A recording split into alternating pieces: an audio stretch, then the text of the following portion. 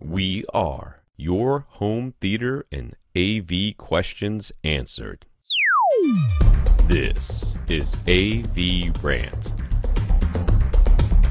Want your home theater or AV question answered by Tom and Rob? Send it to question@avrant.com. Welcome to another edition of AV Rant. I'm Tom Andrew, and I'm here with Rob H. This is AV Rant. It's your home theater and AV questions answered. Happy New Year to Tom. Welcome back, Tom. It's Tom's first AV Rant podcast of 2019. Yeah, I heard Lee talking smack. He was all, oh, it's my podcast now. Shut up, Lee. That wasn't what he said. That is what he said. And you know what? Nothing made me happier than watching Bama get their butts kicked last night because whenever Alabama is playing, yes, if you're a Facebook friends with Lee, yep, whenever they're playing and winning, it's like a nonstop Facebook stream of big red blocks of red windows with Roll Tide in there, and oh, that was a TD and bad call or something. But he shut up pretty quick last night, so I really don't care about college football at all. But boy. This is how Tom says thank you to Lee for filling in for 2 episodes. That's right, Lee.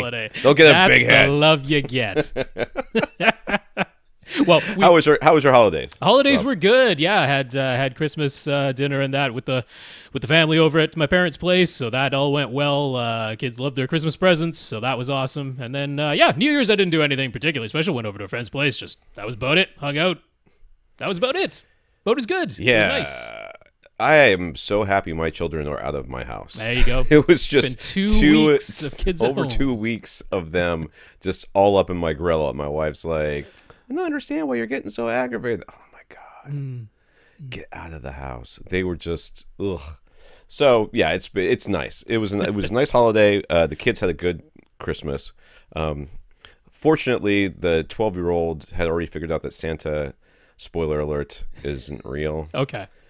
And at least so not in Tom's house. There, covered. Yeah, that's right, because he doesn't come to angry people like me. But his Santa gift was damaged in shipping. Oh, man. So we ended up having to send it back. Yeah. And instead of getting him another one, I just gave him mine. Okay. So, whatever. That sounds weird, but he got a pull-up bar for his doorway. Oh, okay.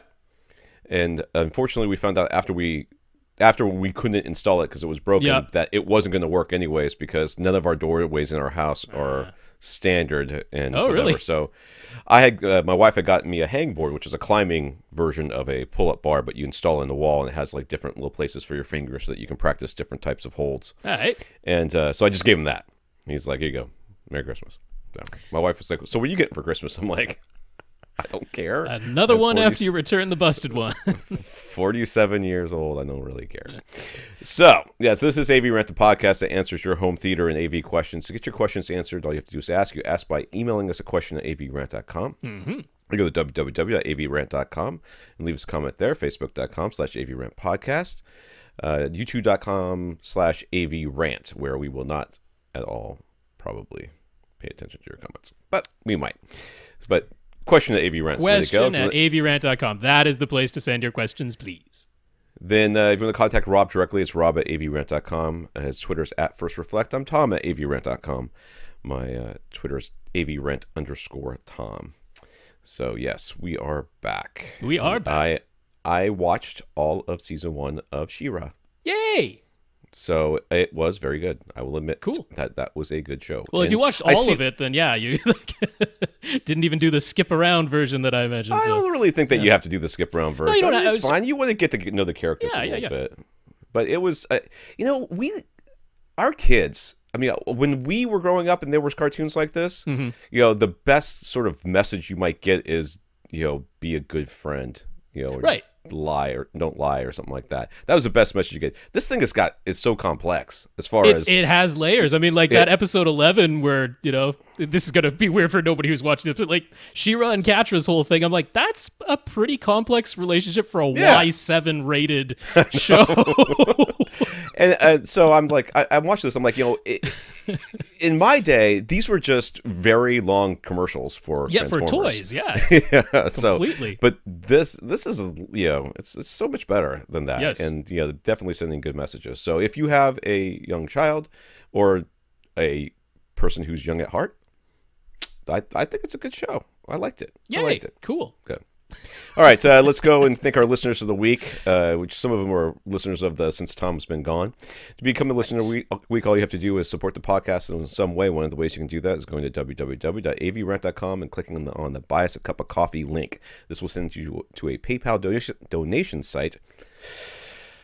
It's going to start the year off that way, are we? We're just going to do mention, since some people do come to our website on the mobile version on their phone, that if you scroll down to the bottom, you have to click the desktop version, which is an option. Right? Just scroll down to the bottom of the page if you're on mobile, click the desktop version if you want to get the donation link, because it doesn't show up on the mobile version. Oh, that's weird. So, should. That's a tip. So the PayPal donation site, which PayPal gets your credit card or your PayPal account and sends money to us through it. So we want to thank Fabrizio, or I guess is he go by Fab? He goes by Fab. That's how we know it. Fab, Johan, and Jason and Zach. So thank you, Fab, Johan, Jason, and Zach. Yeah, thank you guys. That's Fab. I think Johan goes by Bastion because we've been emailing back and forth. So okay, Bastion. Sorry. Yep. And Jason and Zach. There you go. Yeah, guys, thank you very much for those donations. Really appreciate it. That Bastion, it must be hard after the never-ending story, man. I mean, that's just like, I'm never going to be able to. I've never met anybody named Bastion. I've met, of course, Sebastian, but I've never met anybody named Bastion until that movie came out. All right, I want to also thank our patrons over at patreon.com. We have currently 76 patrons. Patreon.com is a service where you can sign up and they can take a monthly pull from your account and give some to your favorite content creators, which may include us. Yeah. So we want to thank our 76 patrons over at patreon.com. Yeah, patreon.com/AVRant podcast if you'd like to sign up. Thanks so much to our 76 patrons over there. If you can't support the podcast or don't want to support the podcast financially, I completely and 100% understand. But if you do something that you think in some way enriches us, let us know, and then we will mention you. So we mentioned Jason here, ordered some Cat 6A... Justin, that's what I said. So ordered some Cat 6A Ethernet cable from Blue Jeans Cables and told them how frequently we recommend them. And Frank left a very nice comment on Lee's converting analog videotapes to digital episode, and in doing so, confirmed that the comments on our website are working again. Yeah. That is, I think I found the button. Okay. So I think I found the button on the back end that said allow people to start, allow new users to comment. Gotcha. I think that was what was killing everything. But I still have you have to be confirmed. Okay.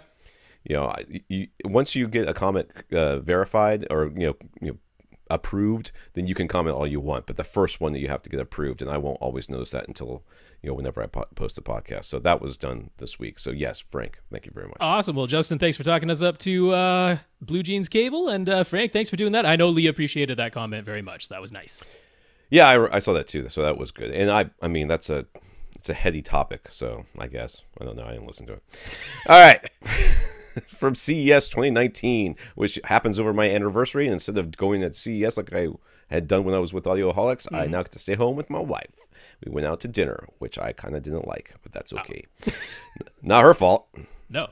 The restaurant was... I'm picky, all right? Oh, you're a good cook, so... All right, CES 2019, Monoprice announced their Monolith HTP-1, a $4,000 9.1.6 Atmos and DTX Pre-Pro with Dirac Live. It's based on the ATI ATP-16, which was itself based on a dataset platform after ATI acquired that company. So much like the Monolith amplifiers, this appears to be a way to get what's essentially an ATI product at a significantly reduced price. $4,000 is reduced. What was the ATI version? $9,000. So that's a lot off. Jesus. It doesn't have Oro 3D in the Monoprice version. Who cares? But that seems to be about the only feature difference. So a 9.1.6 processor for $4,000. That is the lowest price we've seen for that. You do also have the option to set it up other ways, like you could do 7.5. 4 is one of the options with like 5 separate subwoofer outputs. So it is configurable. But yeah, that's $1,000 less than Emotiva's RMC1, both of which have Dirac, although Emotiva hasn't been able to implement Dirac on it yet. They're waiting for an update. They just have the sticker on the outside. And that's it. It's got the sticker. It's coming. But yeah, so this HTP-1 that Monolith announced, which was kind of a surprise to me. And I want to thank Josh Pollard, who was the first person to alert me about that, although other people got excited and let me know as well. But yeah, this is like the $1,000 less, 9.1.6, and yeah, kind of a surprise to see that they're coming from Monoprice. It's a higher price and a larger configuration, but they're going for that niche market. So definitely niche. I mean, it's all XLR outputs on. It's all XLR. There's no RCA outputs on the back of that thing, and essentially just HDMI inputs. I mean, there's a couple of other stuff up there, but for video, a couple of HDMI, analog audio inputs, but that is it. There's no analog video. So yeah, interesting to say. They did say Q3 of 2019 is when this is coming out, and going by the ETAs they've given for ATI's amplifiers that they sell under the Monolith moniker, there's usually like a couple of months later than what they first proclaim, although they do usually come out not too long after the ETA. So. It's kind of hard to, I mean, I can understand. There are some people who are going to buy this for sure, and I 100% support them in getting the best price they can for such a device, but I'm thinking Christmas time. Christmas time 2019 is probably actually be available. Come out. It just seems like a lot of money for something that's not a receiver that can do almost as much. But, you know, the Denons that are in this same sort of price class, like it is about $4,000 for the X8500H, which does have 13 amplifiers built in, but it tops out at 13 speakers, not 15 like this one. So that's what you're getting. So it can drive all 6 overheads? Yes. Wow. Cool. All right.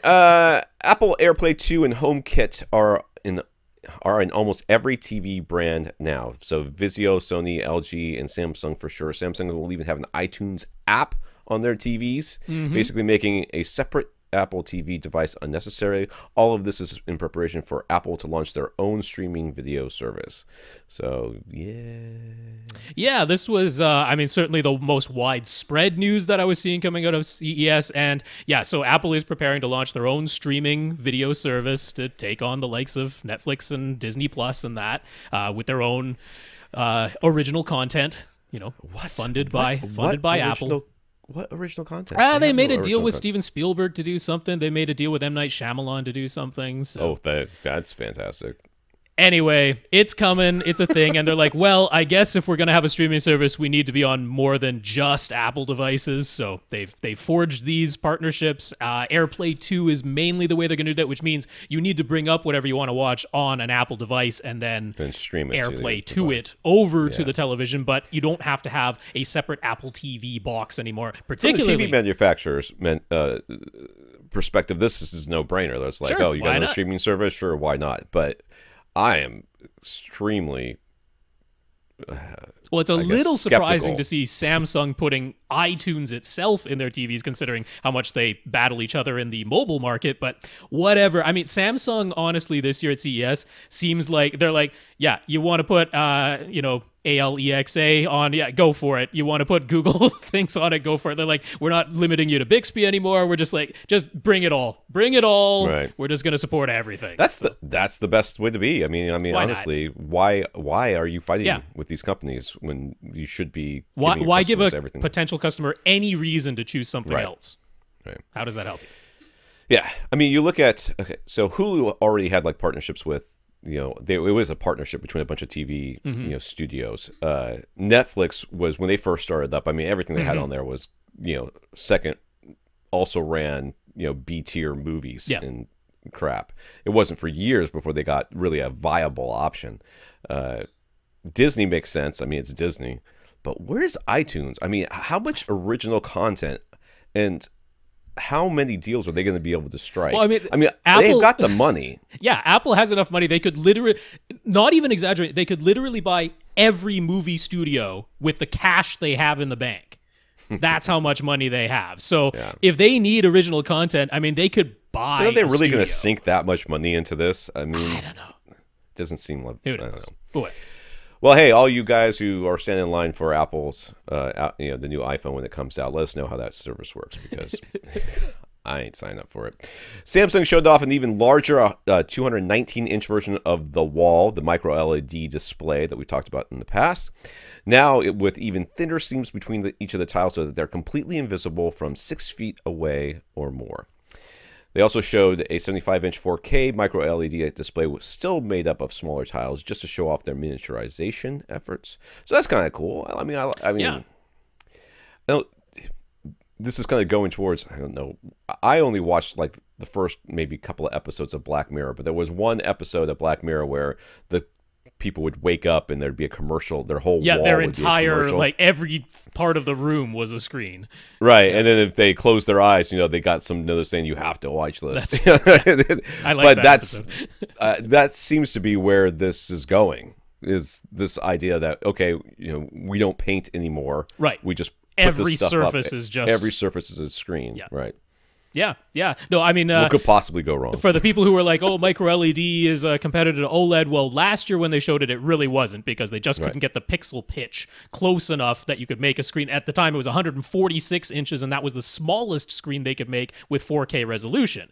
Any smaller, and you wouldn't be 4K anymore, because that's just as close as they could get the pixels at the time. But now they got this prototype of a 75-inch. This is not going to be for sale. It was like embedded in this display wall, which means it's way thicker than what you're seeing in on what they showed. And it had people who got up close to it were like, yeah, it's got a few little issues with it and that. So it was a prototype, but it's just showing that they can make it small enough to do 4K resolution at 75 inches now.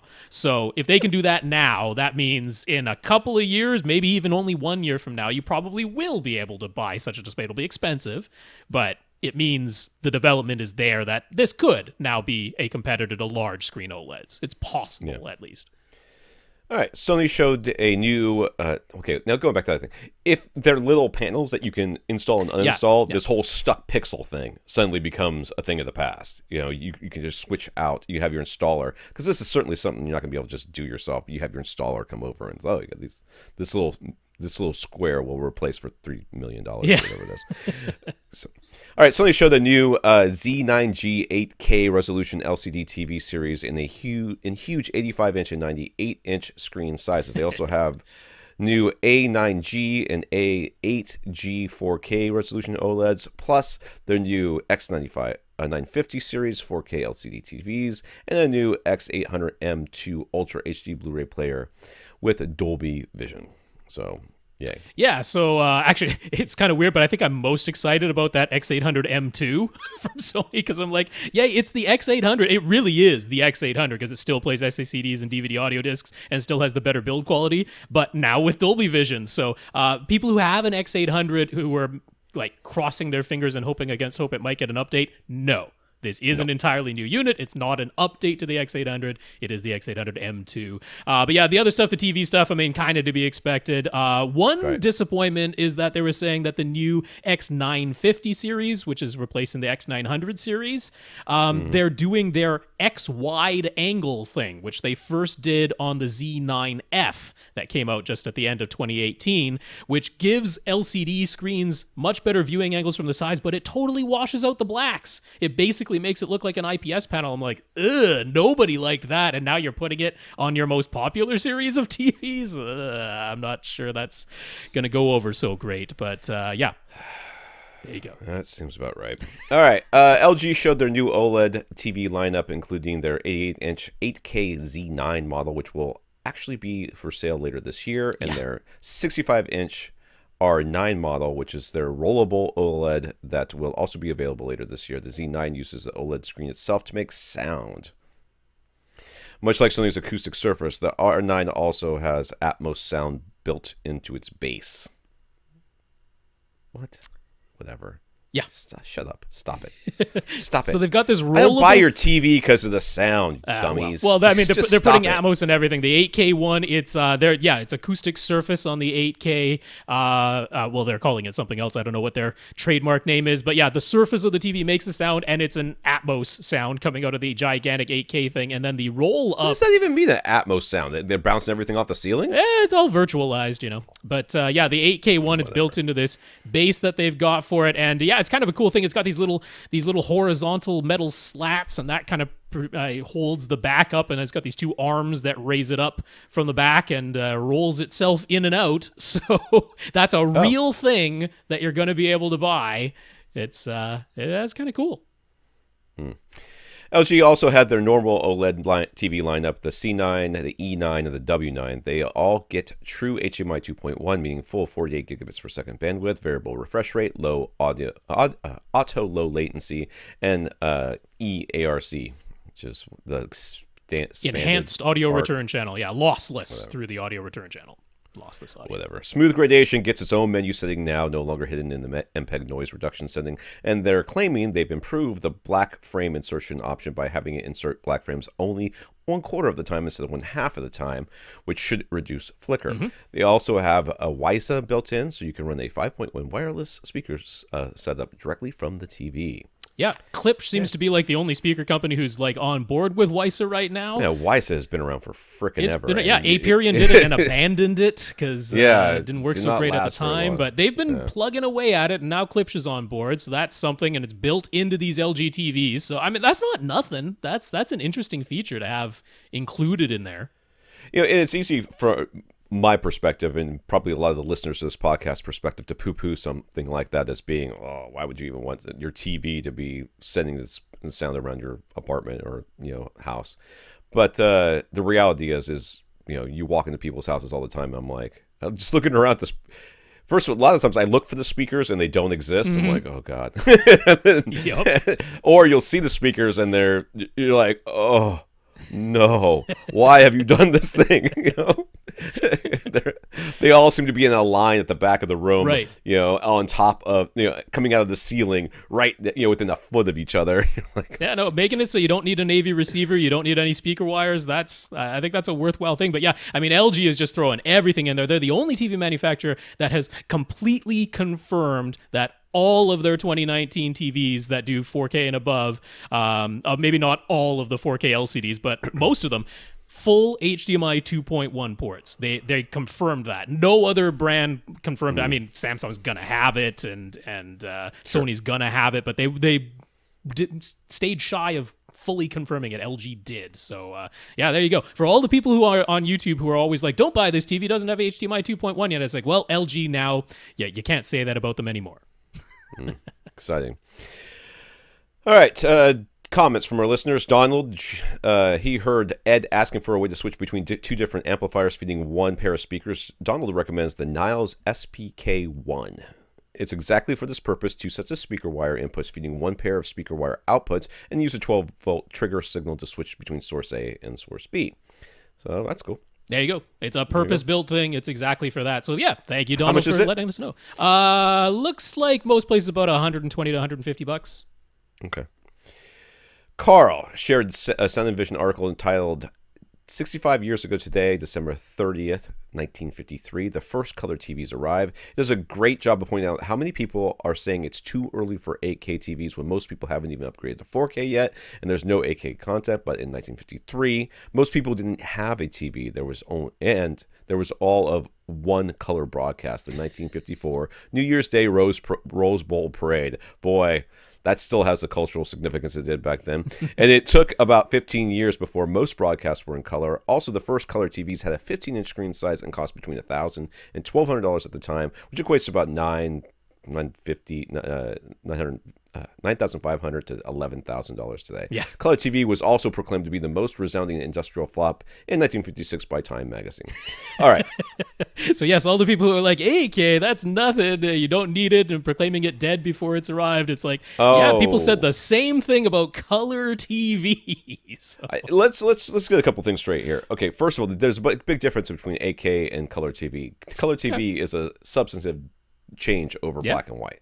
I mean, it is not the only substantive, but it is noticeable by even the most, ignorant of users. They're going to know that that's color and this other thing is not, and the color is enhancing their experience. I have never said that 8K is going to be dead. In fact, I'll say the same thing about 8K that's about 4K. No one needs it. But we're all going to end up having it. We're all going to have any option. At some point. They're going to stop selling 1080p TVs, and we're going to all end up with 4K TVs at some point. That's what's going to happen. Tom will get an 8K TV right about the time that 32K is coming out or something. That's right. So when I'm a long way from getting 8K. But yeah, the same thing with 8K. We didn't need 4K for sure. Yeah, because it was. I agree. It's a different situation, but it was just funny to see the parallels of back then with some, like you say, something as substantive as color TV, for it to be claimed a resounding industrial flop by Time magazine. It's like, well, there you go. You had your naysayers about something like that back then, too, right? So. Well, certainly. I mean, as far as sales and stuff like that, and you could make the same argument about HD when it first came out. Yeah. When HD first came out, those TVs were small and super expensive, and there was very little to watch on them that was actually HD. Yeah, there was very little to watch on them, but that took a long time to get out. Well, look how long it took for shows like Survivor and Family Guy to just go widescreen instead of 4:3.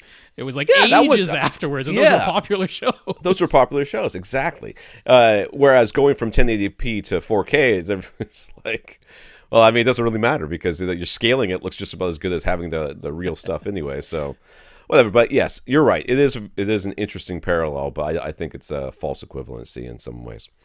Jackson says he's worked for a TV repair center with a local installer for over 10 years. He says the number of damaged TV screens of all types, LCDs, plasmas, and OLEDs, that he's seen due to improper transportation is mind-boggling.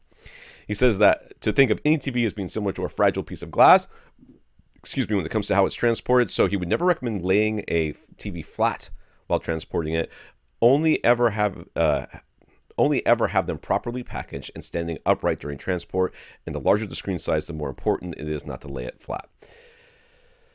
Dude, we don't keep the box. I'm sorry. No one keeps the box. No one keeps the box. The box is too big. Definitely laying TVs flat in the back of my small SUV. I've actually done both. I've actually used straps to hold the TV kind of in place in the back of my small SUV. Kind of like piled things around it and towels and stuff like that to keep it upright. And I've also laid it flat. I'm not in any way disagreeing with I mean, the manufacturers will tell you transport it upright. So he's not saying anything that we're disagreeing with. It's just the old, we've done it and it's been okay. But I do not doubt for a second that many people have damaged their TVs this way. Yeah, glass is normally transported when you see it going down the street. It's not lying flat. It isn't. Usually. They got it vertical on the side of the trucks. Yeah. Yeah, that's right. So, I hear you, dude, and I agree with you, and at the same time, this is not happening. All right, Gary just wanted to share a pic of his completed home theater. A Marantz AV7705 and 2 Rotel amps power a full Atmos complement of B&W speakers with a Sony VW295 4K projector casting an image onto a 125-inch Stuart Firehawk 2.4:1 screen, or whatever it is. So a widescreen screen. Yeah, CinemaScope screen that he's got going on there. It is very nice. It's a nice looking place. Yeah, we're very happy that you're happy with your setup, and it's always cool to see the equipment in the rack there. So the equipment in the rack is funny because it's clearly in someplace else because there's raw insulation right next to it. But I was like, what is the reflection on that? Is those kegs? But no, they're like paint. They're paint. Yeah, no, that is over in maybe the utility room or something like that. But over in the theater, things are looking nice gray walls. I really like that. There's still a white ceiling because he's a human being and doesn't want to live in a cave. So. The carpet looks very, very nice and plush. I guess the only thing I would even call it a complaint or whatever is just that there's no recliners. It doesn't look like. I mean, it's maybe they low slung seating. I mean, maybe he wanted those surround effects. He doesn't want any seat back getting in the way of his head. That's true. It looks real super nice in there, and those are some nice speakers. I'm hoping that there's a second B&W subwoofer at the back of that room someplace. That would be good. Yeah, I'm pretty darn sure he said that he's got 2 subs. I'm pretty darn sure of that. Yeah, it looks really good, dude. Congratulations. I enjoy that. All right, let's get into some questions here. Luke wants to upgrade his living room sound. This might be the largest volume of air we've ever talked about. A wide open space with 20-foot ceiling, so he estimates 36,000 cubic feet. 36,000 cubic feet, yes. So he's thinking full pressurization isn't a reasonable goal. Well, I mean, we could do it. It theoretically can be done still, yes. It gets done in movie theaters all the time. They probably got more than 36,000 cubic feet, but I don't know. I don't know if that's what you want. But he likes something better than his current clip soundbar and his wireless subwoofer, in quotes. He has an Onkyo receiver already, and he'd be totally fine with a 2.1 setup for his space. He'll be replacing his current 70-inch TV, which is above the fireplace, with a 77-inch OLED. The speakers are on the fireplace mantle. He'll only have about 7 inches of space. But the speakers are wall-mounted. He'll have about 10 inches of space on either side of the TV, the 77-inch TV. He's got about $2,000 to spend on high-output subwoofer and a pair of speakers. What do we recommend? Dude, you gotta do the power sound audio is what I recommend, and then put that for the sub. Right next. Yeah, you certainly could. Yeah, I mean they've got options like their 18-inch. This house is so nice, though. I mean, if you guys can see the pictures. So, I mean, basically what's happening here is there's the living room that's downstairs, which is basically open to the kitchen and everything, and then there's a loft upstairs, which is completely open to all of this. So the ceilings are huge, and the TV has got like a nice sort of like, it looks like marble-esque, so mantle on the fireplace. The walls are very nicely finished. There's nice furniture. There's a rug on the ground. I mean, he's done kind of what he can do here as far as acoustics. But I don't know that you want to shove a power sound audio black matte box. Yeah, that is a big honking box into this space. Yes. So it may be worth it to spend a little extra money. Raw output for the money, like they've got their V1811, which is a ported 18-incher for $1,450 delivered. You can't really beat that. I mean, they've got a 15-incher for $1,150, right? So, right. That. I mean, the closer you can put it to your couch that you're sitting at, because it looks like the couch is kind of on the back wall there. Away from this TV, maybe? It does have a wall behind it there, yeah. Yeah, so I don't know that there's going to be an option for placing it like really super close to you. Yeah. But this is going to be no matter if you're looking to pressurize this thing, or even, if you're looking to get a reasonable amount of output out of a subwoofer and still feel it as well, you're going to want to put it close to you.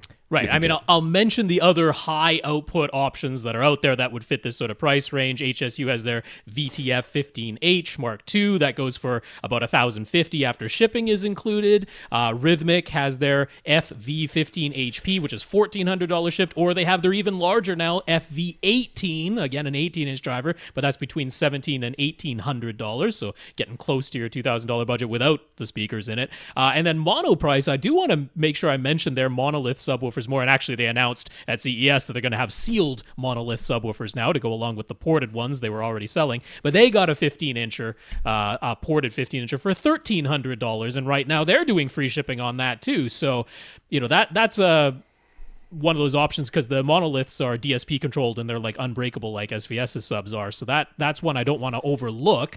But then looks wise and footprint wise, there is the PC-4000 from SVS. It is $1,800, so it doesn't leave you a whole lot of money for speakers, but that is an option where it would certainly take up less floor space, and the cylinder might be less obnoxious looking. And then all of the other ones are gigantic black boxes. I didn't realize they had a cylinder version of the 4000. Yeah, they've only got cylinders in the 2000 and the 4000 series now. That's it. But there is the 4000. So it's an option. You're going to really have to take a look at your space and decide what you want. I mean, it's giant black box or tall black cylinder. Those are your options. Right. I mean, and we've seen people dress these things up before. Yes. So, I mean, with some of these subwoofers, you have the option of getting a nicer finish, high gloss finish, or maybe a real wood veneer or something like that. Yeah, like HSU has a rosewood veneer finish that they offer. It does come in a premium usually, as far as cost goes. So you're going to have to think either you want this thing to be seen, and therefore you do that, or you like put it next to your couch and then drape some acoustically transparent fabric over it. And people say, "What is that?" Oh, it's an end table. Can I put my shrink on there? No. Right, because it's gonna bounce off. but those are sort of your options. Now, as far as speakers are concerned, I mean, it looks like he's sitting very far away. He's pretty far away. Yeah, decently far away, all right. But I mean, he's been getting by with a Klipsch soundbar, which, I mean, Klipsch is always efficient, but it's a soundbar. It's still a soundbar. And so he wants an improvement on that, but he's, that's been usable. Right. So, I mean, HSUs, if you're going to go with ugly black boxes, let's stick with that motif and go with HSU's little speakers. Horn-loaded speakers. Yep. Was it HB2s now? Is that what they're called? HB1 Mark IIs. Mark II, okay. So those have gotten, like, I didn't like the Mark 1s, but apparently the Mark IIs are better. Yes. Everybody keeps telling me. So that would be a good option for you there. If you're looking for something smaller, I mean, it'd be very hard sitting this far away to have something that's super small. And remember, you know, I'm not exactly sure where you're getting your sound from as far as the... he's got an Onkyo receiver. Yeah, Onkyo receiver. Okay, yeah. Okay, then he should be fine there. But he's only looking for 2.1 and doesn't really have room for floor standing speakers, so that's kind of out. Yeah. I mean, I immediately jumped to, since they're done now. The Focal Bird series is done. It's gone. Mark let us know directly that Accessories for Less, they have a teeny tiny little bit of stock left of exactly what I would point you to, which are the Super Birds. If you want, ones, yeah. If you want something that can go on wall, they still have like a couple of, it says right on their website right this moment, like almost sold out, but hopefully that means there's still a pair. And like that would be my choice for you, because they can play amazingly loud for the size that they are. They are wall mountable. They'll look nice next to your screen. They are available in both black and white. So if you want, you know, all white, that might be an option too. So right. $300 if they are available. Though usually available. the white ones are the last ones to go. Usually. But I mean, once they're gone, they're gone. So if you're going to get them, you got to get them right now. I guess my other suggestion would be RBH, the Impression series. Those those can usually play pretty loud. Now, I mean, we're looking at it. Kind of depends on where you're going with the subwoofer too. Yeah. So I mean, in a room this size, we're never going to stay sealed as far as sub is concerned, because it's just never going to. But like you could go all HSU here and get there if you want the rosewood finish that's available on everything. So you could do that with something that looks a little nicer. It's still big boxes, but they might look a little nicer that way, and it would be affordable. So yeah. But I mean, if you put it closer to your couch, I think. I mean, it's like I said, sealed is never really going to work. But if it's like sitting next to your couch, like an end table, well, then I might say, okay, we'll go away with the smaller footprint and get a sealed box, but you know, sit on it if you can. All right. Leighton, what's our recommendation for Bluetooth earbuds? He's willing to spend as much as $150, though $100 would be preferable. Well, when I looked for Bluetooth earbuds, I bought RBHs for my kids, which I got on sale for $50. What they are normally $150. So that's right. Hopefully you can get them for $50. They're still on sale. When I checked this morning on their website, they still have them on sale for $50. Yeah, those are the RBH. What are they? The EP-SBs. Yeah, they have like 2 different earbuds or 3 different, like when they're like, but not Bluetooth ones. Oh, you mean tips? Not Bluetooth. Tips, like tips. Yeah. So. Oh yeah. Yeah, that's the way I would point you. I'd point you there too. Yeah. There we go, easy one. Brian. First up, Brian says he wrote this a while back when he was looking for surround speakers to match his RBH in-wall speakers, but since he couldn't find an RBH dealer nearby, he took our advice and inquired about becoming an RBH dealer himself. Yes. So now he dealt to himself.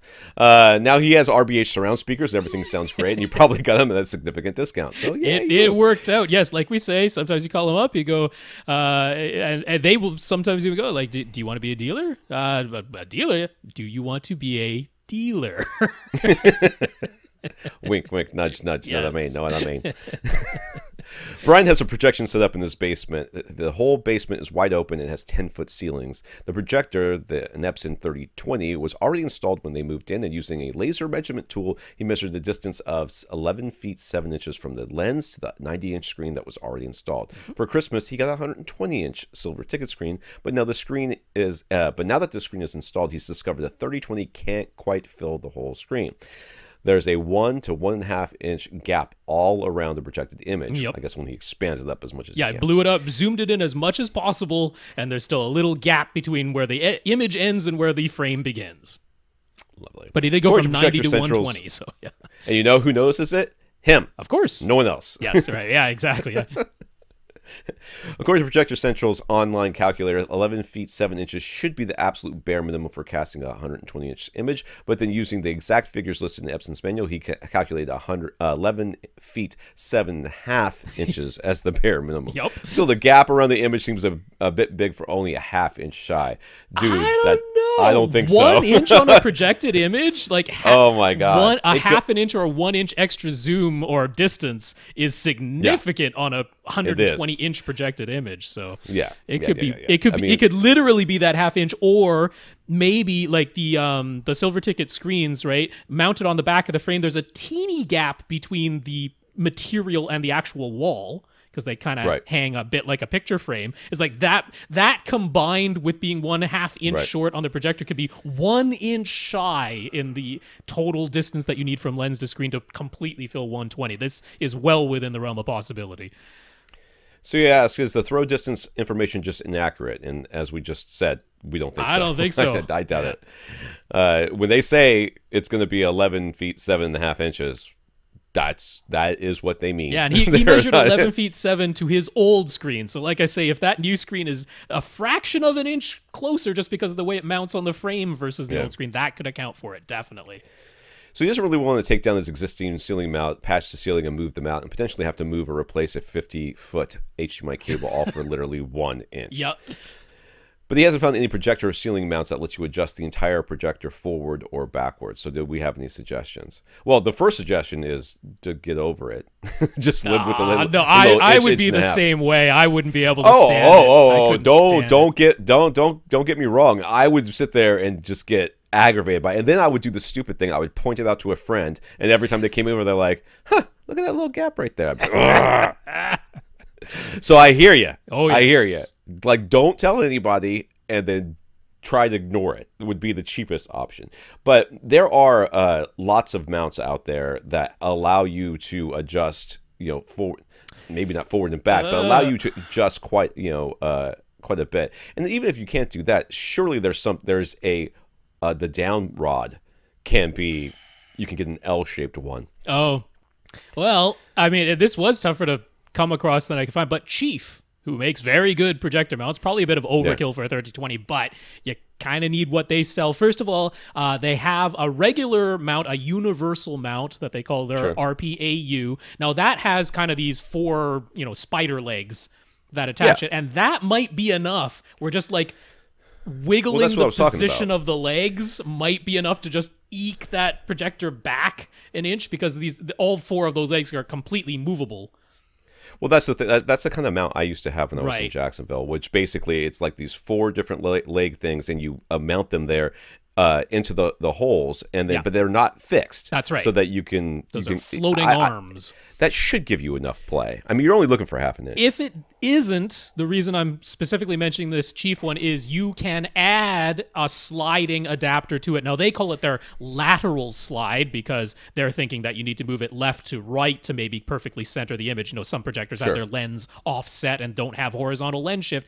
That's the way it's marketed, but I don't see any reason why at the most you couldn't rotate like the entire thing on the pole itself 90 degrees so that now the slider is moving front to back. Yeah. I see no physical reason why that wouldn't be doable. So those mounting holes are all equidistant from the center of the pole, so it should be fine. So you got this universal mount with the spider legs, and then if that doesn't work, you can add this lateral slider to it. You'd be looking at $200 all in if you got both. Wow. Both the spider mount and the slider if needed. So this isn't a super cheap solution, but it's probably cheaper than buying a whole new 50-foot HDMI cable if that's needed.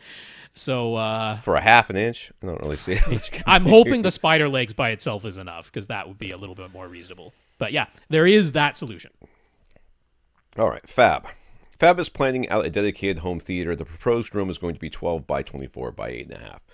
He'll be using the existing equipment and hopefully adding some additional gear. He already has a 125-inch IlluminVision screen. His plan is to mask it down so that's a 2.35:1 screen and to sit 12 feet away. So what are our thoughts? Sure. I guess. I don't know why you're masking it down. Masking it down, but I guess if you really want to. You see, people listen to you, and they're like, I want masking, just like Rob, because Rob's super smart. Yeah, but I'm talking motorized masking so that you can still have bigger 16:9 when you want it. That's not what he's talking about. I know. He's talking about getting rid of it completely. Yeah, and people are enamored by the CinemaScope thing. Yeah, well, I mean, we already had a guy who has a 2.4 to 1. 2.4 to 1. Anyways, so, yeah, I mean, you can't. I wouldn't. But I wouldn't do it. I wouldn't.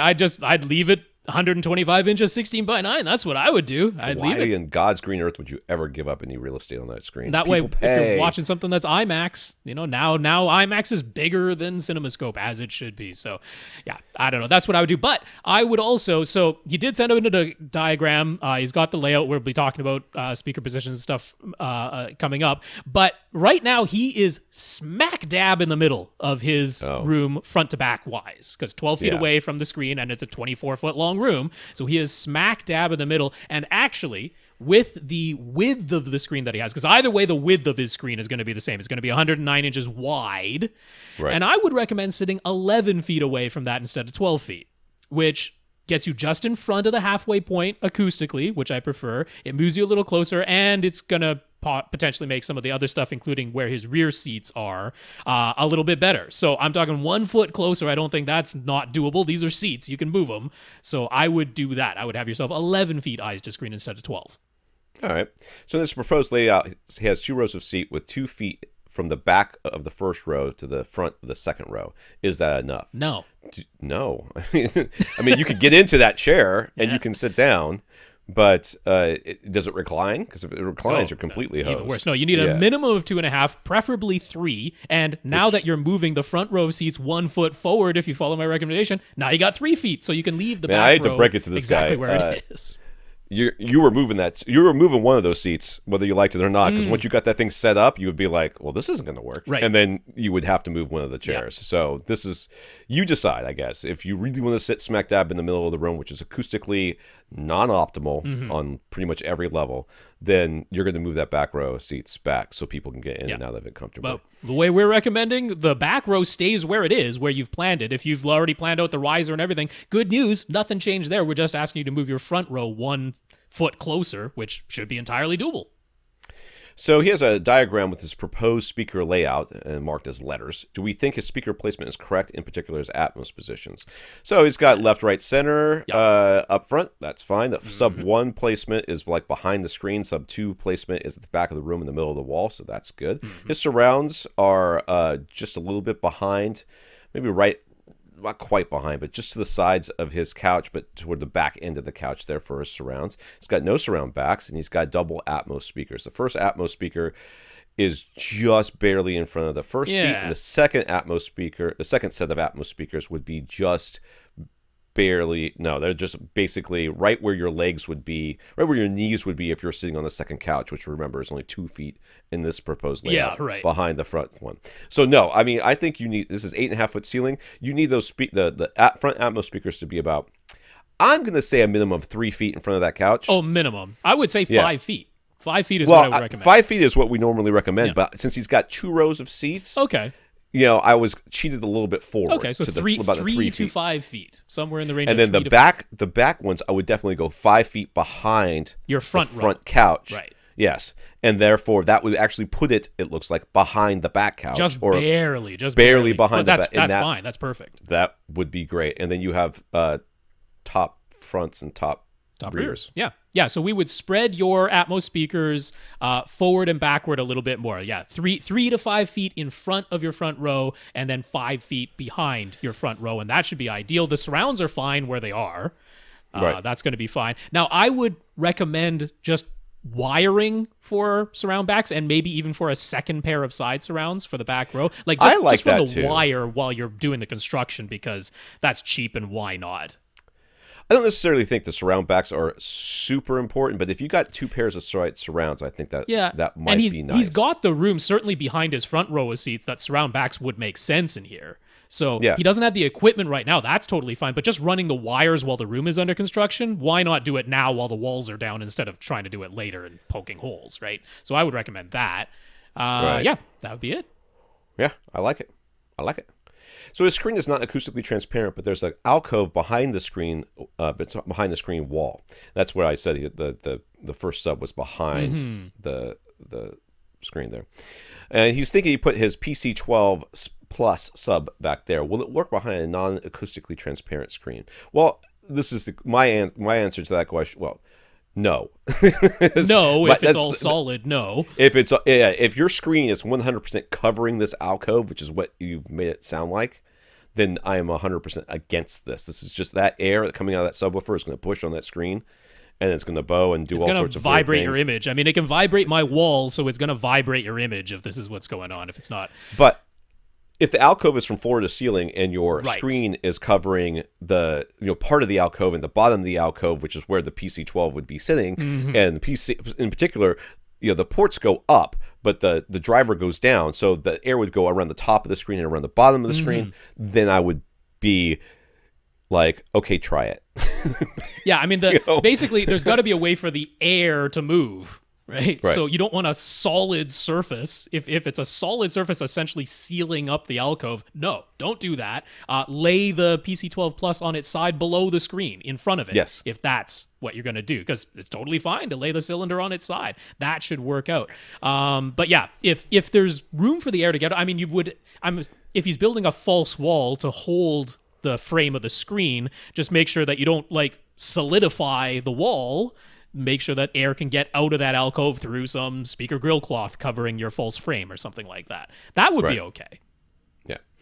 I've always wondered, okay, so if you're laying a let's say in his case, he was lying the subwoofer down on its side in the front, but the one in the back was standing up. Yeah. So do you lie the subwoofer down on its side smack dab in the middle of that wall so that it's equal from either side wall, and then put the subwoofer in the back smack dab in the middle of that wall? Yeah. Or do you put the driver in the middle of where the driver comes out in the middle of the wall, and then it makes so little difference with base weight. Yeah, I would. What are you talking? 2 feet at the most? Yeah. So little difference. Yeah. Base waves are so long. I'm surprised we haven't had that question. Yeah. Well, plus there's sound coming out of the port, which is at the top of the thing, too. So. That's what I'm thinking. That's what I was thinking. You lay it smack dab in the middle. I mean, when people do the ground plane measurements, I mean, some people measure, close to the driver and close to the port and then sum it together in software. But, the other thing you do is you just lie it sideways, you move the mic a little bit farther away and put it equidistant between the two things. It's that's what you're doing in real life, so...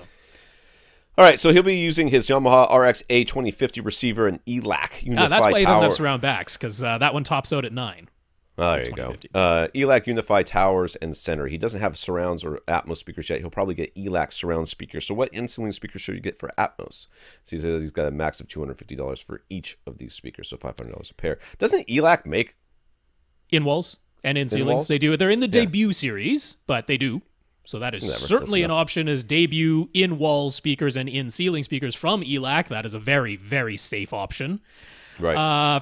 Strictly for in-ceilings, I mean, I'd be totally fine still pointing you to Outdoor Speaker Depot. Actually, the MK650s that we used to recommend a lot, those have been discontinued, now replaced by the ACE650s. Not to be confused with the ICE 650s. These are the ACE 650s, which are the same as the MK650s, except they now have like a borderless thing when the speaker goes on. It doesn't have a border around the speaker grill anymore. Okay. So they've just updated a little bit. But yes, I'd still be fine recommending those to you. They're like $90 a pair, well under budget. Well under budget. I mean, for Atmos. Jeez, yeah. Right. RBH has in heck yeah, speakers they could use too. So I mean, I'm sure you can spend more money if you really want to. He'll probably get the ELACs because it matches and everything. And that's a totally safe option and fits the budget too. So yeah. Brandon currently has a 5.2.4 setup using all golden ear speakers and a pair of SVS subs. His surrounds have to be in walls, so he went with the golden ear Invisa MPX in walls that use a single folded ribbon tweeter and a pair of 4.5-inch woofers that are angled a bit in opposite directions. And now he's thinking of switching to Ascend acoustic speakers with RAAL ribbon tweeters, at least for his front threes. He knows he could just audition the Ascend speakers and see how well his existing in-wall surrounds match. But if they do not match well, he wants to know if there's a great in-wall speaker option that will match the Ascend RAAL speakers for certain. Ideally, any alternative in-wall speakers would be the same size or larger than his golden ear MPX speaker, so he doesn't have to patch his walls. Dude, I hear you. Patching drywall is the worst. He's like cutting it a little bit more is okay. It's fine. Yes. Having to patch it for smaller, not what he wants to do. I hear you. So any suggestions? Okay, so in walls, they got surrounds going to be in walls. Well, we just said RBH. Yes. And I don't know the size of their speakers compared to these things. Well, they've got one that's very similar sized, also a woofer tweeter woofer design, just like those MPXs, and it's almost exactly the same cutout size. So, yeah, I would recommend if you're going with the RAAL ribbon tweeters that you do spring for, so this is in the Visage series, but it's the Visage M series, which use the upgraded MC series drivers. Right. I would recommend that. I would kind of strongly recommend. I mean, for what he's asking, he's like getting as close as you can. Now, are these, if you put them side by side, both up front and A/B switched back and forth, are they a perfect timbre match? No, of course not. They're very different drivers, but they're both so neutral that I have no qualms at all about recommending those M series, the Visage M series from RBH, to go along with the Ascend Sierra RAAL speakers. I would totally vouch for that. I would also vouch for Focal, and they have options too, but they're so expensive for the ones that are this kind of size. Like crazy expensive, and I don't think it's necessary in your surrounds to do that. Now, so RBH. We talk a lot about our, Golden Ear and how they have a sound. They do. And that this is a very valid question because Ascend is very neutral. Something that has a sound may not be. But for surround duty, I know. You very well might be just fine not switching them out at all. So yeah. I would cross my fingers and hope that it didn't bother me. Oh, yeah. That I didn't notice it. Like, he is willing to do that. It was more a matter of if there's nothing out there that can go in wall to match nicely with the Ascends, then he doesn't even want to go down that path and try the front three. I'm like, no, the RBHs can do it. So. Right. I mean, if you got the money, you definitely find something. But I mean, Dave will custom build you something if you want to pay for it. So there's that option too, man. Right. All right, Justin. Justin has his gear in a rack outside of his theater. We talked previously about HD base T solutions, and he managed to score an Altona unit, one of the options that's usually priced at $600 to $700, for only $250. So he's happy with that. And HD base T converts HDMI to basically a Cat 6 cable. Converts it to Ethernet. That way you can send it like 300 feet for sometimes, pennies. Yeah. Probably not for 4K HDR, probably more like 70 feet for 4K HDR, but still pretty good. Or no, like 70. No, what did they say? I don't know. Whatever it is. Not quite 300 feet, but yeah, it's all good. So he wants a solution for headphones. Even though he's put a lot of effort into his theater, he still wants to use headphones in there sometimes, but his Marantz SR7010 is far away in the equipment rack. So... All right, so, okay, before we get really into this, you know, I guess, I suppose my question is, what are you listening to in here? Are you watching a movie and then having headphones on, and that's why you're doing this, in which case you definitely have to use the receiver. I mean, it's very hard not to. But if you are listening to music via some other method, then maybe there's a way of not having to run a cable all the way back to your Marantz.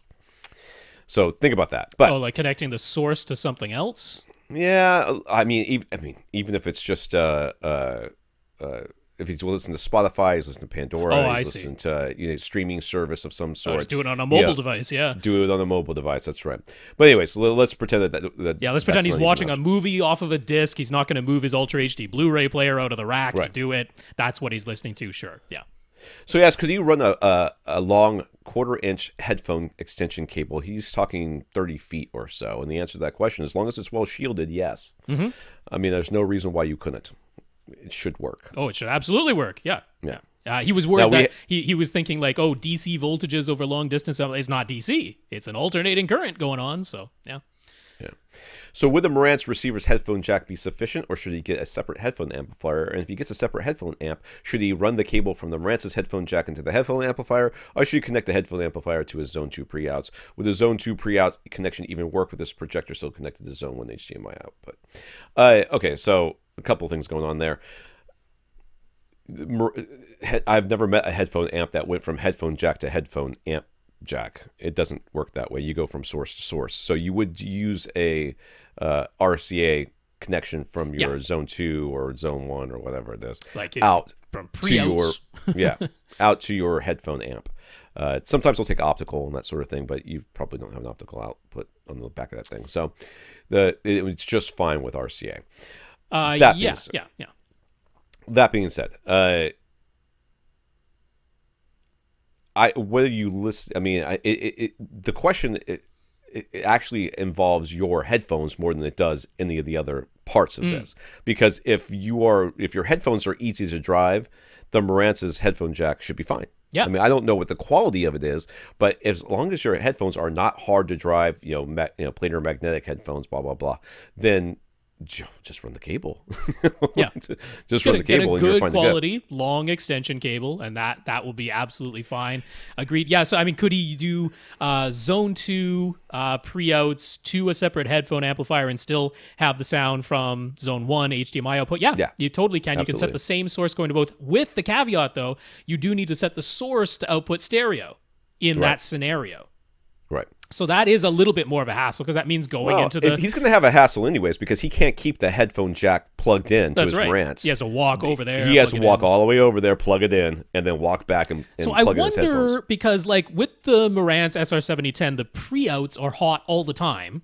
Do you have to use the front, left, and right well, if he does just front, left, and right, he's going to be missing some sound, isn't he? If it's still in surround sound. So that's not a solution either. Scratch that idea. Yeah, no. So if you're going to use the Zone 2 thing, that means setting your source to stereo when you're going to do it. Then you turn on Zone 2. That's fine. You send the same source to both Zone 1 and Zone 2, which does totally work. And now Zone 2 pre-outs are feeding your separate headphone amp. That can be done. It can be done. Really, I mean, it depends on what you're once again, like we said, it depends on what source you're listening to. If you're like, oh, I only do this when I'm listening to CDs, and my only CD player is, could he do the Xbox One option, right? Because you can run headphones off of the Xbox One controller. That's true. You can run headphones right off of that. So, and it's got an Seems HDMI. Like that's an expensive solution. It's got an HDMI input, right? The Xbox One has an HDMI input. So could you take your Zone 2 HDMI output from your SR7010, plug that into your Xbox One, and use your Xbox One controller as your wireless headphone? Does he have an Xbox One? I don't know, but he certainly is. Shouldn't buy one for this solution. When you could buy we could buy a cable. If you've already got it, it's not completely out of the realm of possibility to do things that way. Anyway, so he has Fostex. Tom's not a fan of that idea. That's just he has Fostex TH100 headphones, as well as a pair of Sennheiser HD280s. He is underwhelmed by both of them. HD280 sounds like a lower end model of those. Well, it's like they're like DJ1, which are pretty good. They're pretty good. Okay. Yeah. So he asked, would the headphone amplifier bring them to life, or does he just need to buy new headphones? No.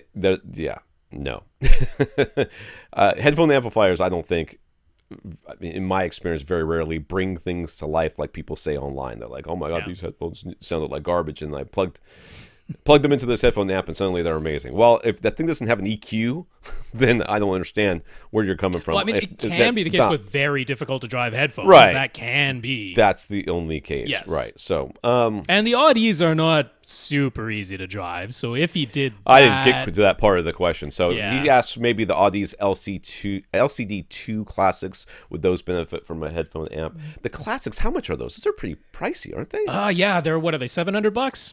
Yeah, I was looking at HiFi Man on Amazon just last night, and they've got like well, those are like $500. Those are $500, yeah.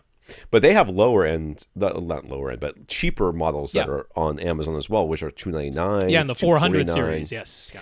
And I would definitely give those at least. And those are pretty easy to drive. Yeah, and in which case, you're saving yourself. You think to yourself, okay, well, these are. I'm now no longer, not only am I buying these brand new headphones, but now I have to buy an amp for them. Well, that's another $100 minimum. It is $100, and actually, I want to mention there is this JDS Labs, their little Atom amp, which is $100. Finally, an amplifier that is not a headphone amplifier that is not ridiculously expensive. It's $100, but it's not. Some of those headphone amps are crazy expensive. Yeah, they are. Just basic RCA inputs. You can actually use it as RCA pre-outs as well, but RCA input, so it's not a DAC, it's not a digital analog converter, it's just a headphone amp. But really, really low noise floor. In fact, like silent, which is what it should be. That's like the only thing I care about in a headphone amp. Right, in the headphone amp. Is that it's silent. And up to 1 watt of power, which is an insane amount of power for headphones. You're definitely usually in the milliwatt range, and usually only tens of milliwatts, if barely 100 milliwatts. So 1 watt of power output, really, really silent, $100. I would certainly point you there if you're getting a headphone amp. If you get the LCD2s, I wouldn't be opposed to that, because if you're willing to spend that much on headphones, what's another $100 on a nice headphone amp? Yeah. Again, you're still going to have to run a cable. Yep. So the cable is a non-issue. But now it's just RCA cables from your Zone 2 pre-outs, so that's... Yeah, but you still have to run a cable from the headphone of the from the headphone on the amp. to the amplifier. Yes. Yeah, but you can have the amplifier in the theater with you. Yeah, so then he's running RCA cables all the way... RCA cable all the way back to his rack. Yeah. Yeah, it just seems cheap. Whatever. Doesn't matter. You've got a lot of options. You do. So if you have the ability to A/B or just try out some of these headphones. Yeah. I mean, Amazon is your friend here, man. Return shipping is usually free. You know, if you got Amazon Prime, or these things are going to cost enough that you're going to get free shipping anyways. So I'm thinking maybe some HiFi Man 400i's. Yeah. Which don't need a headphone amp. And the S's do, I believe. Yeah. I think the S's could, yeah. There's the 400, the 400i, and the 400S. The 400 is pretty much gone now. But the 400i really don't need a headphone amp. So, yeah, maybe you're getting a long shielded headphone extension cable. Yeah, go to Blue Jeans. If I was getting a cable this long, I'd go to Blue Jeans. Do they make that, though? Probably. They make everything. All right, Ted on Twitter. Over Christmas, Ted moved a sofa into his theater to replace one of the futons. Oh, this is that Ted. And why is this it coming Ted. from Twitter? Okay. That moved his primary seat closer to the front wall, which has finally sorted out the imaging problems he's had with this legacy silhouette on-wall speakers. Hooray! And since he's closer to the front wall now, he opted for a 77-inch C8 OLED instead of a projection setup. He's heard us praising OLEDs for a while, but his reactions to a 77-inch C8 is, oh my goodness. Yes. He's very pleased. Okay. Good. Is that what that means? Yes. Okay. He did notice a bit of white screen pumping. It's nothing terrible, but he'd prefer it if that weren't there. Is there any way to turn that off? Is that like a variable brightness thing that senses your room or something like that? No, I'm pretty sure he's talking about the automatic brightness limiter, sometimes called ABL. Oh, right. So it's real bright, and it's like, oh, wait a second, it's not supposed to be that Yeah, bright. when the whole screen gets really bright, then after a little while, it dims itself down. So I'm pretty sure that's what he's talking about, is the automatic brightness limiter. Yeah, so I mean, you can't turn it off in the sense of just toggle it on and off, but it's related to the OLED light setting. In any of the picture menus, there's the OLED light setting, which is very similar to like your LCD backlight setting. So it raises or lowers the entire brightness of the image as a whole. Now, if you set that to 35, which goes from 0 to 100. If you set it to 35, the ABL is off, because now white never gets brighter than 150 nits when it's full screen, so the ABL never has to come on. If you set it to like 40 or 45, you'll almost never see it. It's so slight that you're really not going to see it. And about 50 is sort of the cutoff where you might start to kind of notice it. So out of the box, yeah, pretty much all of the picture modes do have the OLED light setting, even the ISF ones brighter than 50. So yeah, try it at 50 or 40, 35 for sure. We'll turn it off. So yes, should he have waited for the C9 OLED? When he found the 77-inch C8 for just over $5,000, he pounced. Will he regret not having the latest and greatest? Are you a hardcore gamer? I don't think he is. He isn't. I know he isn't. Yeah, I mean, I think he plays games every once in a while, but yeah, casual, but yeah. No, hardcore gaming is about the only real reason that you might super duper care about the C9, because it's got the HDMI 2.1 with the variable refresh rate and the auto low latency. And the low latency. Yeah. So, I mean, the C8 still has low latency. It's 21 milliseconds. They're claiming now on the C9 it's down to 16 milliseconds latency, so even better. But it's mostly about that variable refresh rate and the automatically going into game mode when it detects that and that. So, yeah. If you're not a hardcore gamer, there's exceedingly little reason to worry about this. Maybe the black frame insertion is a... Definitely don't worry. It's not going to be $5,000 when the C9 first comes out. In fact, Unfortunately, OLED prices might not come down as quickly as we were hoping in 2019 because LG did announce that their brand new 10.5 generation OLED plant that they were going to open in South Korea, it's delayed. Yeah. It's delayed. So that means that, pricing is probably not going to move down as quickly as we're hoping for in 2019. So I think you got a great deal, and you're not a hardcore gamer, so don't worry about it. You did good. His center is an identical legacy silhouette to his main left-right speakers. Initially, he had intended to have them all vertically oriented behind an acoustically transparent screen, but up until now, he's had the center oriented horizontally, and now that he's bought an OLED instead of a projector, it's going to stay that way. So it's a folded ribbon tweeter, and there's no easy way to rotate just the tweeter 90 degrees since its housing is rectangular. It hasn't been a problem in this primary seat, but does Legacy sell a horizontal center version of the tweeter? I'm sorry.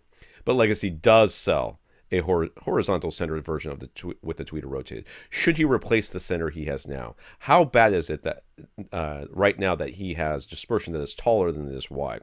Should he use shims on the wall to tilt the center upwards? Would that potentially mess up the boundary compensation that's part of the speaker design? I'm confused as to why he would tilt it up at all. I don't understand why that would... Well, because normally we say when your center speaker is below, it's below your TV. Below the thing. I was thinking about the dispersion. I'm like, it's already tall dispersion. Yes. It's already tall dispersion to begin with. Why would you need to tilt it up? But okay, I see what he's saying. I think he answered his own question when he said it hasn't been a problem. Yes. So if it's not a problem, then why are you going to spend a couple $1,000? Oh, it's more. It's like $7,000. Yeah, I would not. No, I would not. This is too much money for that. I mean, quite literally no benefit, I think. I mean, if it's not a problem, if you're not hearing a problem, then don't go buy another speaker to fix the not problem. No, the way I always come at this is, figure out what the, like I call it like a cone of dispersion, right? If you start yourself dead ahead center, listening to some pink noise, you move yourself to the left, move yourself to the right, move yourself up, move yourself down, and you'll find out how far you can get off center before the timbre of the sound noticeably changes. And you can sort of mark that or just visualize how wide is that cone. And as long as you're sitting within that cone, that's the sound you're going to hear. You're good. Right. So, I mean, in his primary seat where he's right ahead center, so horizontal dispersion doesn't really matter much, and it's below the TV, but he actually has this taller vertical dispersion now, you're almost certainly within the cone. Now, maybe your farthest seat to the left or right or something is a little bit outside, but you don't sit there, so it's not worth the money. No, I don't think so. Several people have commented that how they prefer... should mention the boundary compensation thing. That would be no problem. Remember, Legacy themselves told you it's perfectly fine to angle in your front left and right speakers, to essentially tow them in, even though they're on walls. If that's okay, then angling up a horizontally oriented center would be no different. It's the exact same difference that would be happening to the front left, right. So that's totally fine to do. All right, so several people have commented about how they prefer to bump their subwoofer trim level up by 3 dB after having run Audyssey. Ted is in that camp too, but he would actually like more of a gradual rise so that, say, 120 hertz isn't boosted at all, but by the time he's down to 20 hertz, it's boosted maybe 5 or 6 dB. If he just increases the subwoofer trim level, it's just boosting all the bass frequencies by the same amount, right? Could Audyssey Editor App let him do what he wants? The answer is yes and yes. Yes and yes, that is exactly right. Yeah, if you just up the trim level, then everything coming out of the subwoofer output is increased by the exact same amount. It's not a gradual rise, but the Audyssey Editor app will let you choose a new target curve, including a gradual rise in the bass. Feel free. There you go. So what about Audyssey's mid-range compensation, that scary-looking notch at 2 kilohertz that's on by default even in the Audyssey flat preset? Should he turn that off in the Audyssey Editor app or leave it on? Both? Give it a try, right? Yeah. Turn it off and then turn it back on, and then turn it off and turn it back on. And if you can't tell the difference, then whichever one you stopped with, leave it there. I mean, or you could do what I do, which is like I saw it and went, oh, I don't like that. And then Rob told me about it and I went, oh, I should fix that. And then never did. And here I am.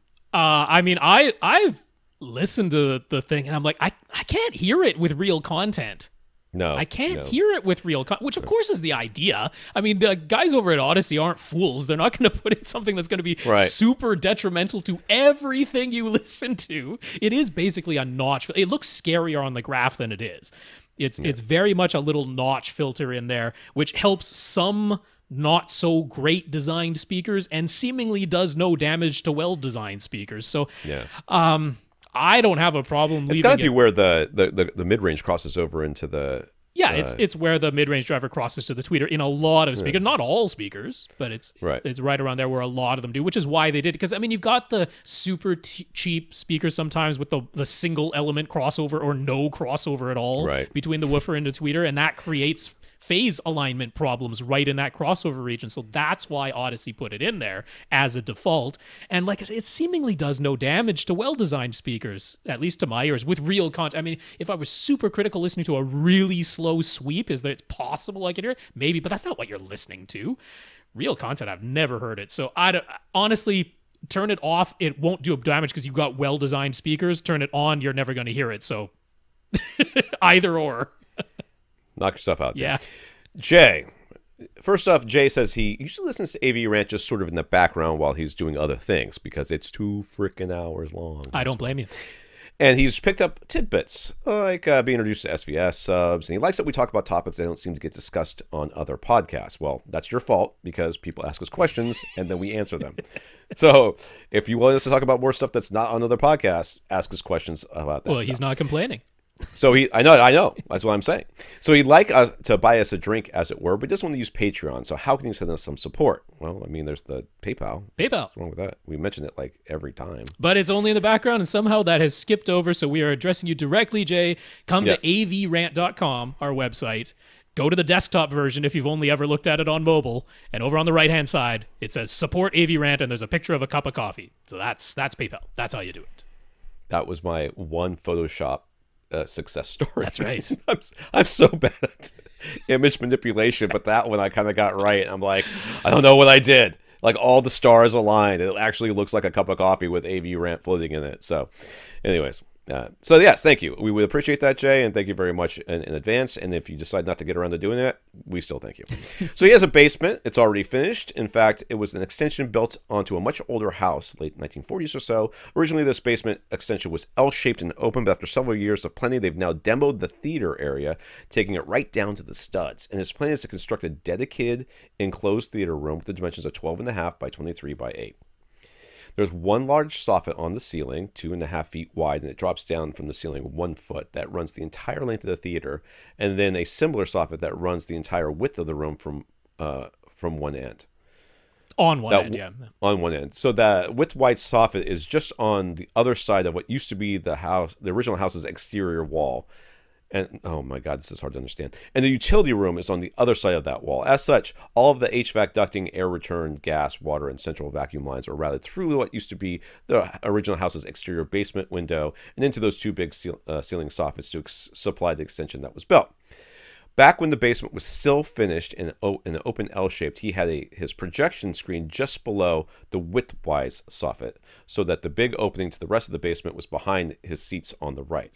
I am so lost. There's some pictures coming up later, so you'll be able to I'm going to need all this. Yeah. So he was never able to crank up his setup without bothering the entire rest of the house. So now that the room is going to be closed and made into a rectangle, he wants halfway decent soundproofing, and he's thinking he would rotate his setup 180 degrees so that the party wall to the utility room will now be his back wall instead of his front wall. Fine. I don't think the base cares about that, but let's go on. This is a big project for him, and he's hired a contractor to help. But he wants to make sure he does the stuff right the first time and doesn't want to needlessly overspend. He already owns almost all the home theater gear he'd like to use. He has a Sony HW45ES 1080p projector, which, of course, might get upgraded to 4K HDR at some point. He has a 2.35 to 1 Illumin Vision screen. Dude, what is the deal with the widescreens today? People got them. It is not acoustically transparent. A Marantz SR7010 receiver, one SVS PP-4000 subwoofer for now, with plans to get a second, and all golden ear speakers, including a pair of Triton 2 Plus towers and a Supercenter XXL, 2 pairs of in-wall Invisa MPX speakers for surrounds and surround backs, and 2 pairs of HDR, 7,000 in-ceiling speakers for Atmos. So the end goal is 7.2.4 configuration. All right, so he's going 23 by 12 by 8.5. Yep. Okay, just remember that. His main concerns are about the actual wall and ceiling construction, how those relate to soundproofing. He had started with the notion of using resilient channels, 2 layers of 5/8" drywall, and green glue with rock solid insulation everywhere. And then the folks at ABS Forum, that den of thieves and miscreants, said not to use resilient channels and to use hat channels and sound clips instead, which cost more and take up a bit more space. And that every surface in the room needs to be decoupled this way. But his contractor says that what he really needs to do is focus on isolating the utility room, preventing sound from getting into his HVAC ducts and air return, which are shared throughout the entire house extension, and making sure the new wall and door are well sealed. He said if those 3 major things are taken care of, decoupling all the walls and ceiling isn't necessary. So what do we say? He doesn't need dead silence, so maximum soundproofing at maximum cost would be overkill. He described what he wants is well muffled. What's the real most cost-effective construction plan for that? So that's basically what you've got in your theater, right? Well muffled. It's not dead silence outside of your theater, but it's muffled. It's muffled. You will not hear, even at a near reference volume in my theater, if you're standing not outside the door, but in the kitchen, which is 10, 12 feet away, you will not really notice much until the loudest parts of the movie and when the subwoofers kick in. Yeah, when the subwoofers kick in, you will notice. What he had now with a complete opening, right? Before they took down everything, where you just had a wide open opening and you got a PB2000 subwoofer playing in there. It's like, yeah, you're going to hear that everywhere when it's playing.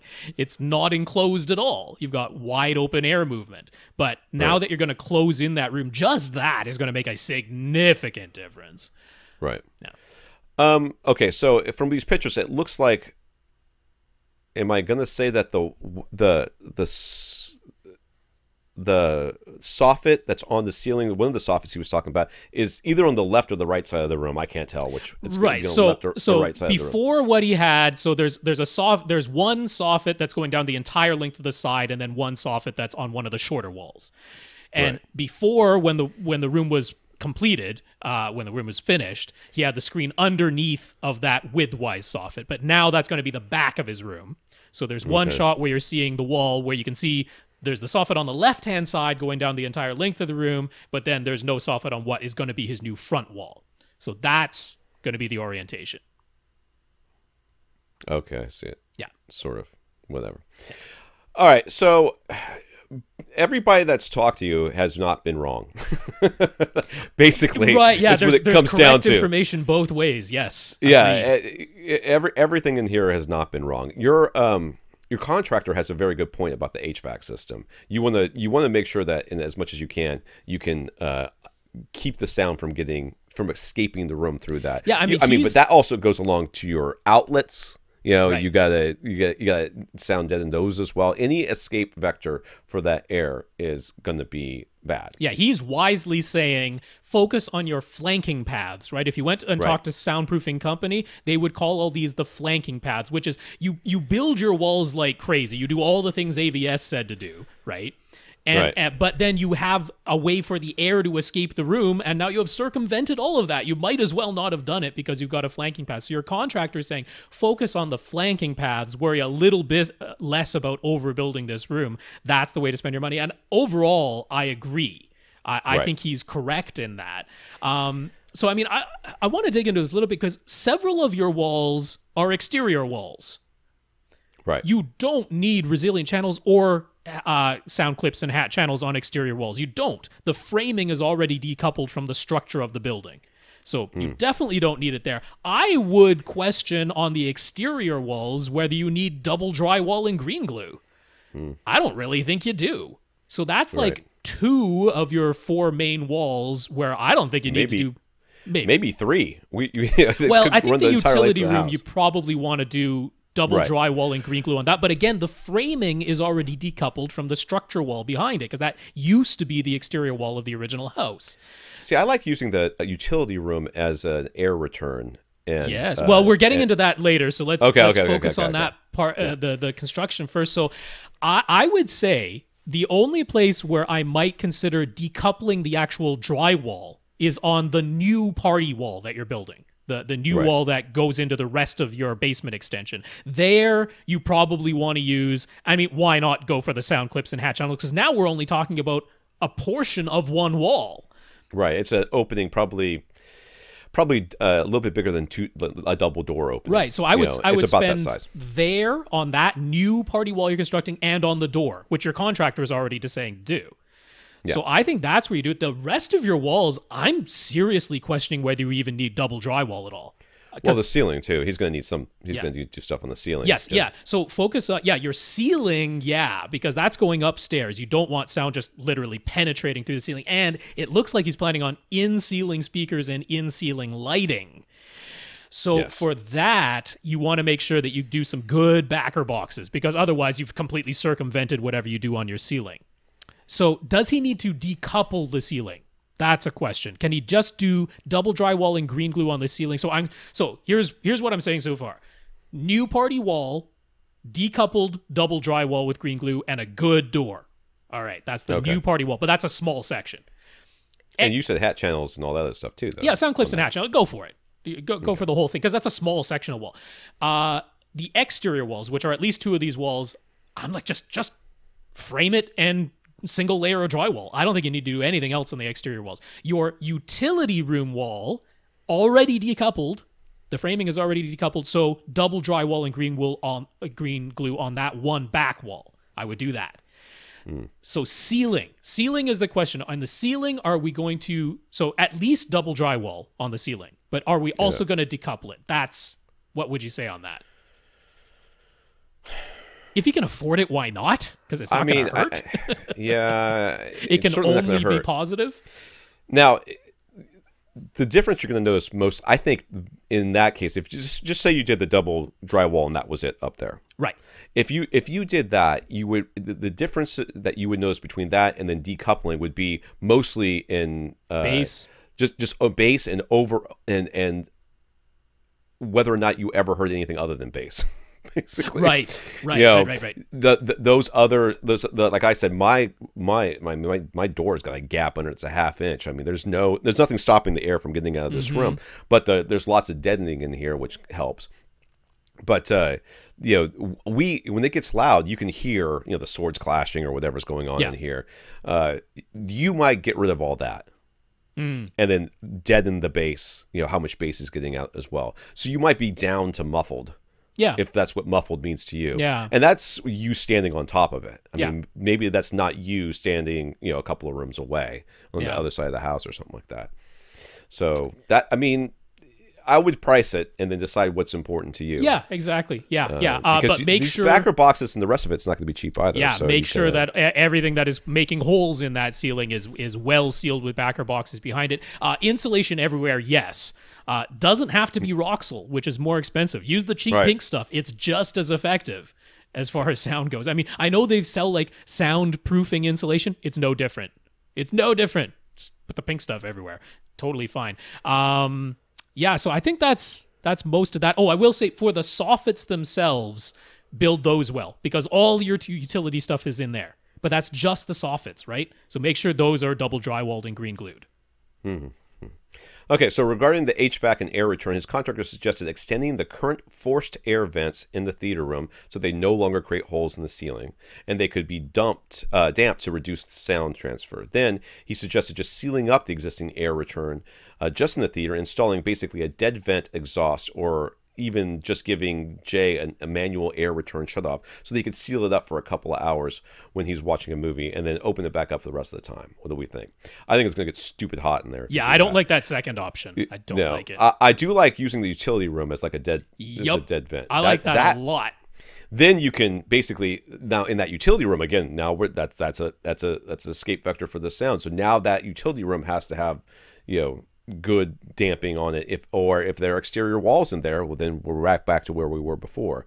But you're gonna have to think about the ceiling in there, and hell, dude, I would shove that thing full of insulation. Which he actually even mentioned. He's like, his contractor said, here's some stuff you can do in the utility room. He's like, yeah, I can do that because it doesn't have to look pretty. No. So yeah. Throw it in there. I'm in total agreement there. And yeah, I very much like separating what is essentially the air return for just this theater, separating that from the rest of the air return for all the rest of the house. Right? If those two things are not the same, so there's an existing air return in this portion of the basement that's going to be his theater, seal that up. You don't need that anymore. We're now going to return the air directly to the furnace room because it's just on the other side of that wall. We're going to do that through a dead vent system, which is something his contractor suggested. So, yeah, I don't like the manual shut-off thing. I'm not a fan of that. You're going to forget it at some point, and then it's going to get musty in there. So I don't like that. The dead vent into the utility room and separating this room from the rest of the HVAC return, 100% in favor of that. Yeah. So for wiring, particularly his projector, he considered running everything through conduit. His installer recommended running fiber optic cable, the Cat 6 or 7, and then Cat 6 or 7, and then relying on adapters for any future HDMI needs. Should he insist upon something else? I mean, it's tough, dude, because we just never. Yeah, for the 48 gigabit stuff coming up, HDMI 2.1. They always find a way to screw you. You know, when it comes down to, they always find a way to make it so that whatever you purchased, however much you spent on it, is somehow obsolete. So I'm still in favor of conduit. Remember, I didn't put it in my room because I didn't have time, as I say. But I am still in favor of conduit. We're talking about one conduit run to where your projector is going to be. Like, I realize it's a hassle because you're going through ceiling joists, so that's a lot of drilling to go through all that. And I understand that's a added cost, and he's like, is it really worth it when you can just run Ethernet? I see where that opinion is coming from, so I'm not criticizing that. Right, but you're looking at adapters that might be $500-600. Yes. You know, in the future, yes, maybe more. I mean, especially if you're if you end up becoming an early adopter of some new technology, they might not exist for a bit. Yeah, we saw when we went with HD base T, when we went from 10.2 gigabits to 18. At first, they had a solution that required 2 Cat 6 cables. So you're thinking, okay, run 2 Cat 7s. That's not a problem. We can do that right now. And it's like, yeah, that might do it when we go from 18 to 48. You know, now they have a single Cat 6 solution that works for 18. Right. So over time, I mean, I don't think your contractor is totally wrong here. At the same time, if you just ran the conduit now, it's done. And now you're 100% sure that no matter what happens, you have some kind of solution. Ask the contractor how much it's going to cost. Yeah. This is what I would say to him. I would say, listen, okay, so an HD-based T system right now, like we had a listener got on sale for $250. Yeah, $250. All right, but it's normally $500 to $700. It can be, yeah. I mean, the Emotiva is $400, and that does everything. So let's say $400. Let's say $400. You know, is it going to be? You know, how much is running conduit going to be less than $400? Right, that kind of answers. Or less than $800 if this is going to be your if you're going to have to do it for 4K and then 8K later on. Right. Yeah. Right. Yeah, although okay, I'm not criticizing the contractor because I think that's decent advice that he was giving. We're just disagreeing. Looking at it a different way. Yeah, and you know, as far as contractors go, we've dealt with a lot of people talking to a lot of different contractors, and we've heard some questionable advice from contractors. This guy seems pretty spot on. Yeah, dude. I mean, he's not leading you wrong. So you got a good one. So you tell him that the AV Rant seal of approval on that guy. He needs at least a 2-channel amp to expand his SR7010 to 11 speaker Atmos. He was thinking a nice 3 or 5 channel amp to power at least his front, left, right, center would be nice. He was considering Anthem. What would we suggest? Not Anthem. Not that we don't like Anthem, or not that we like them, but you can get similar for a lot less. Yeah. So Emotiva is a good choice. Yes. Monoprice's Monolith amps is a good choice, and if you decide not to deal with any of that, then you can just get a 2-channel amp like my whatever the your Dayton one. Yeah. Just to power your top middle. I think powering the front 3 in here makes a lot of sense, though. So he's got aren't those the ones with the powered subwoofers in them and everything? The Tritons, yeah, they got powered sub drivers in them. I mean, I don't really feel like they need a ton of power. They're not super hard to drive, but he needs at least 2 channels. I'm on board with this, but you know, I really like value-wise Emotiva's A5175 because, as the name suggests, that's 5 times 175 for $800. I'm like, that's a pretty nice value proposition. It's 5 channels. You don't really need 5 channels, but it also won't hurt anything. So I'm quite in favor of that, honestly. So I'll tell you what happened with me, Jay. When I was adding my overhead speakers, I had 9 channels in my receiver, so I was fine up until 9 channels. And then I decided I wanted to do the overheads, and so I got some Focal birds, put them up there, and I started looking at amps. And Rob said, oh, you need a 2-channel amp, get this Dayton Audio one, it's $100. I'm like, yeah, that's great, I'll do that. But maybe I'll get something for my front too instead. So I started looking at the prices for the a 2-channel amp. And I was like, well, if I'm going to get 2 channels, it's not that much more for 3 channels. And you know what? Now that I look at it, if you look at this 3-channel amp from Emotiva, this 5-channel or this 2-channel amp from or 3-channel amp from Monoprice, the 5-channel amp from Emotiva is not that bad. It's only $800. But wait, if I get that one, I could actually get a 7-channel, and then pretty soon I was at $2,000. Yep. Started off at $100. I'm going to say you should get the $100 Dayton Audio because you don't need the rest of it. Yeah, and you're now sealing in your room as well. It's literally an extra expense that is unnecessary in this space. So save the money, spend it on insulation for that utility room and for room treatments in your main theater and green glue and whatever the heck else you're going to need. That's what I'm going to say. Now, yes, you can get the Emotiva $800 one. That's fine. I'm not going to say anything bad about that. Or you can spend $700 on that on putting conduit right to your projector. True. Yep. I can't disagree with that. So there you go. We got 2 value choices for you. Chad is using a middle Atlantic equipment wrap, and he needs more power inlets. He lives on an island, and fluctuations in his power are common. So he invested, dude. Okay, so Chad lives on an island. So now the only thing I can think of is like got a volcano. Yep. He lives in a lair. Chad lives in a lair. It's the shape of a skull. All right. He invested in Monster Pro AVS 2000 voltage regulator, but only has 6 outlets, and he's got about 14 pieces of gear. Well, you throw away that monster to begin with, but anyways, pieces of gear to plug in. 14. He doesn't need additional power protection. He just needs more outlets, and he'd like a vertical 0U. Is that 0? It is a 0U, yes. Yeah. Instead of a 1U or a 2U, they call it a 0U in a rack. Which just means it's smaller than 1. It just means it goes up the vertical side, so it takes up no rack spaces. So they call it a 0U. Yeah. So he'd like a 0U rack power strip so that it doesn't take up any of his rack space. Middle Atlantic sells their own, of course, but they seem crazy expensive. Chad found the PDU-V15 from Triplight, which seems perfect for his needs. Would we strongly recommend something else? And will it be okay to plug the Triplight power strip into one of the voltage regulators outlets so that all of the power strips outlets are now power conditioned? I got no problems with Triplight. Nope. Triplight's a perfectly fine company. What this is, it's not even a surge protector itself. It's just more plugs. Yeah, just more plugs, it's just more plugs. So yeah, there's no reason to crazy overspend on this one. I mean, even APCs, they use a weird plug on it for some reason. I have no idea why. So like, yeah, this Triplight for like $70, totally fine, man. That's what you need. And plugging it in to your existing voltage regulator, no problem. Yeah, as long as you're not plugging a bunch of high-powered things into that strip. There you go.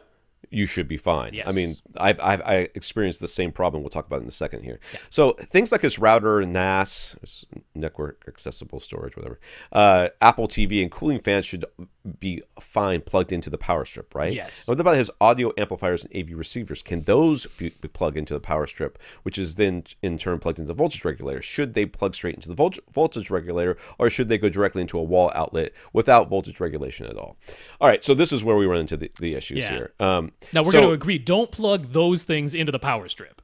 No. Nothing high-powered. Nothing that's got an amplifier in it or any of that. Like, okay, so I've got my little APC, battery backup for my computer, which I love. Mm-hmm. It's fantastic. But I plug Daisy's lamp into it, which is fine. But then I also plugged my laser printer into it. Mm-hmm. Every time that laser printer would power up, it would take a huge draw and the lamp would go out. Yeah. Now nothing else would go off. It would all kind of flick for a second and make like a little popping noise, but nothing else would go off.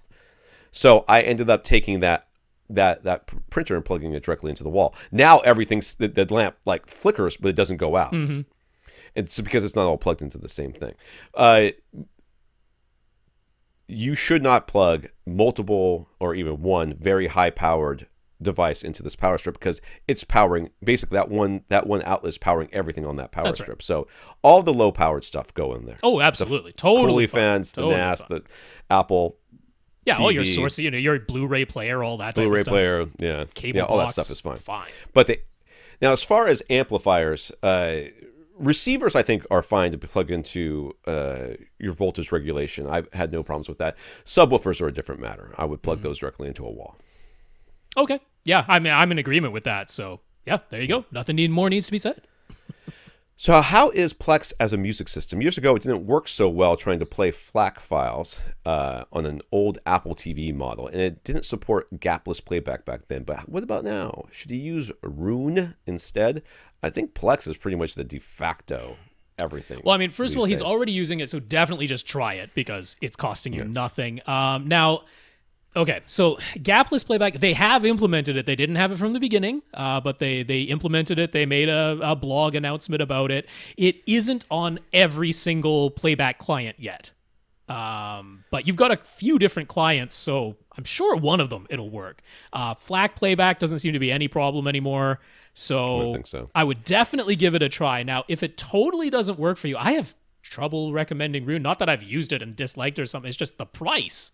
It's like $500 for software. So I would point you to JRiver as an alternative. That it does cost money, but it's like $100 instead. Using JRiver portably isn't as slick, but they do have their JRemote app, which does still access your JRiver server. So, I mean, all of these use a server somewhere, right? Whether it's Plex or JRiver or Roon, they all use a server somewhere. So that's a wash. Plex is essentially free, unless you paid for a Plex pass. Never heard of Roon. R-U-R-O-O-N. It's more popular in Europe. It's more popular over there. Maybe that's where his island is. Could be. But I don't know. I have trouble recommending it. So give Plex a try, because out of all the devices you have, one of them probably does gapless playback now. And if that isn't working for you, give JRiver a look. That would be my recommendation. All right. Callan.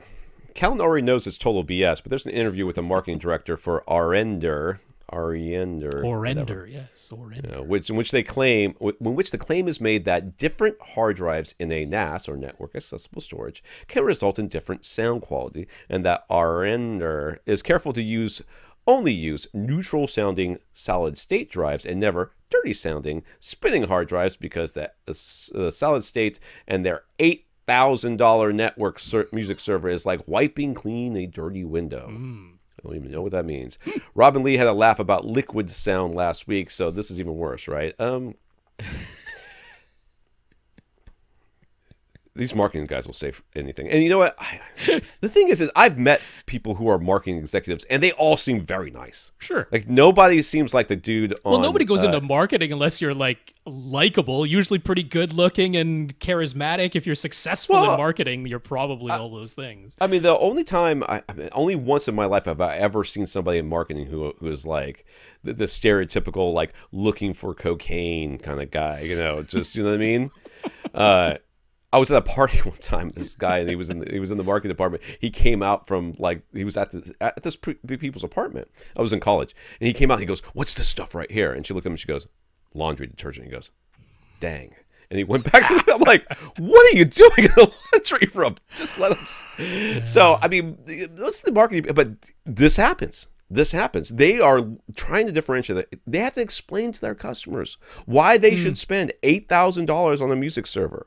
And it's not because their ones and zeros are any better than anybody else's ones and zeros.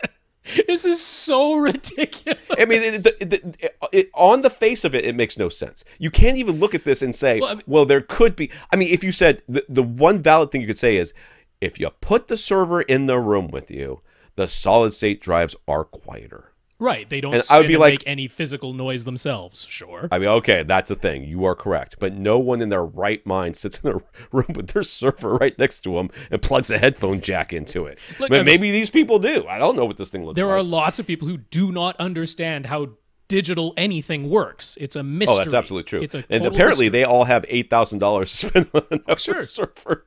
Because, there are the people who believe that running a green marker over your CD changed the sound. They could hear it. They would swear up and down they could hear it. Right. So, yeah, a complete lack of understanding of what digital transmission of information means.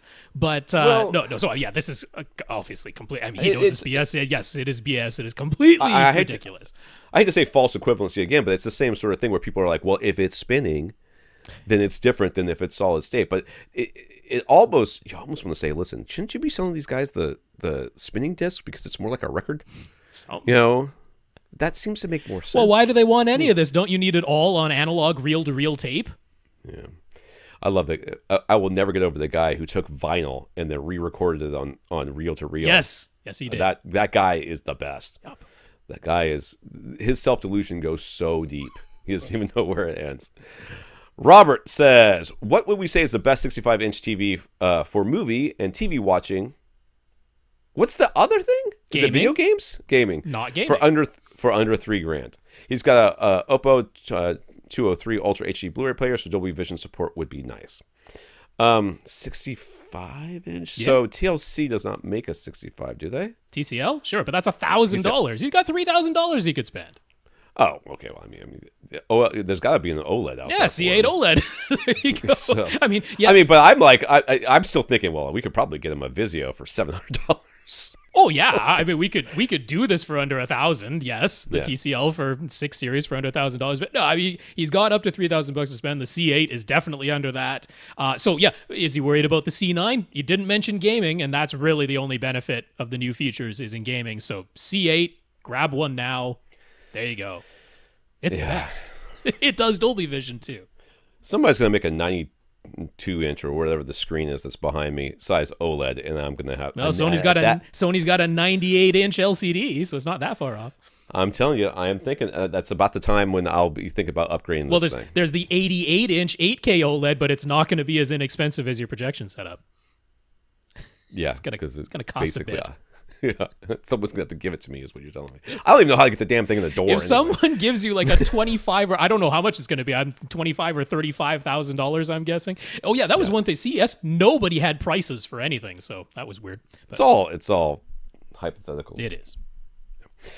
All right, we'll do a couple. I don't know how many more we have to do. So there was 19 on the list. A couple more would be great if we can. Dan really liked Rob and Lee's idea last week of using 2 pair of side surround speakers so that his 2 rows of seats each get their own pair of surrounds.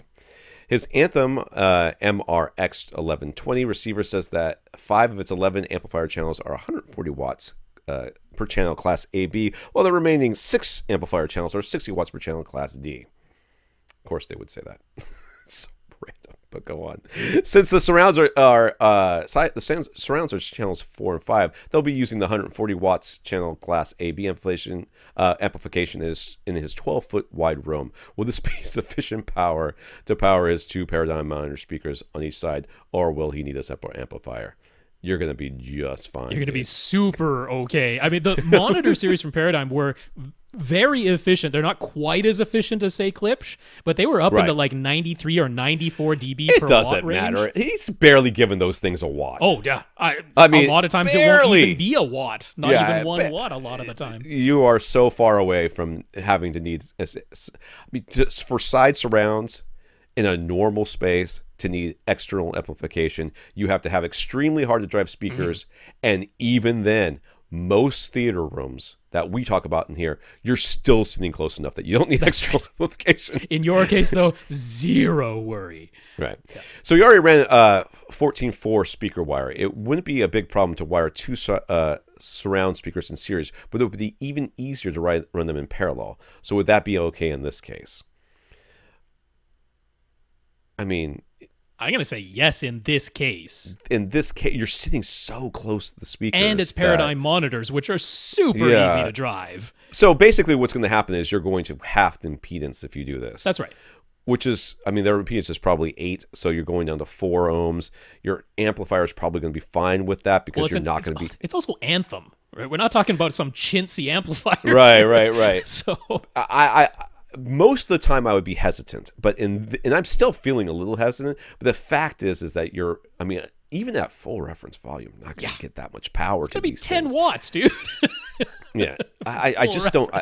I think it'll be. I think it'll be fine. I think it'll be. Oh fine. Yeah, no. In this particular instance, if running them parallel is even easier, I don't have a problem with it because you're so close, because you have very robust amplification, and because the speakers you're driving are super easy to drive. Yeah. So you combine all of those 3 things, and doing parallel wiring in this case, I say is okay. Right. Yeah. if you ever find your amplifier shutting down, it won't. It won't. Super won't. But if it does, then you could go back and go back and do it in series. All right. In series, yeah. Justin discovered our podcast on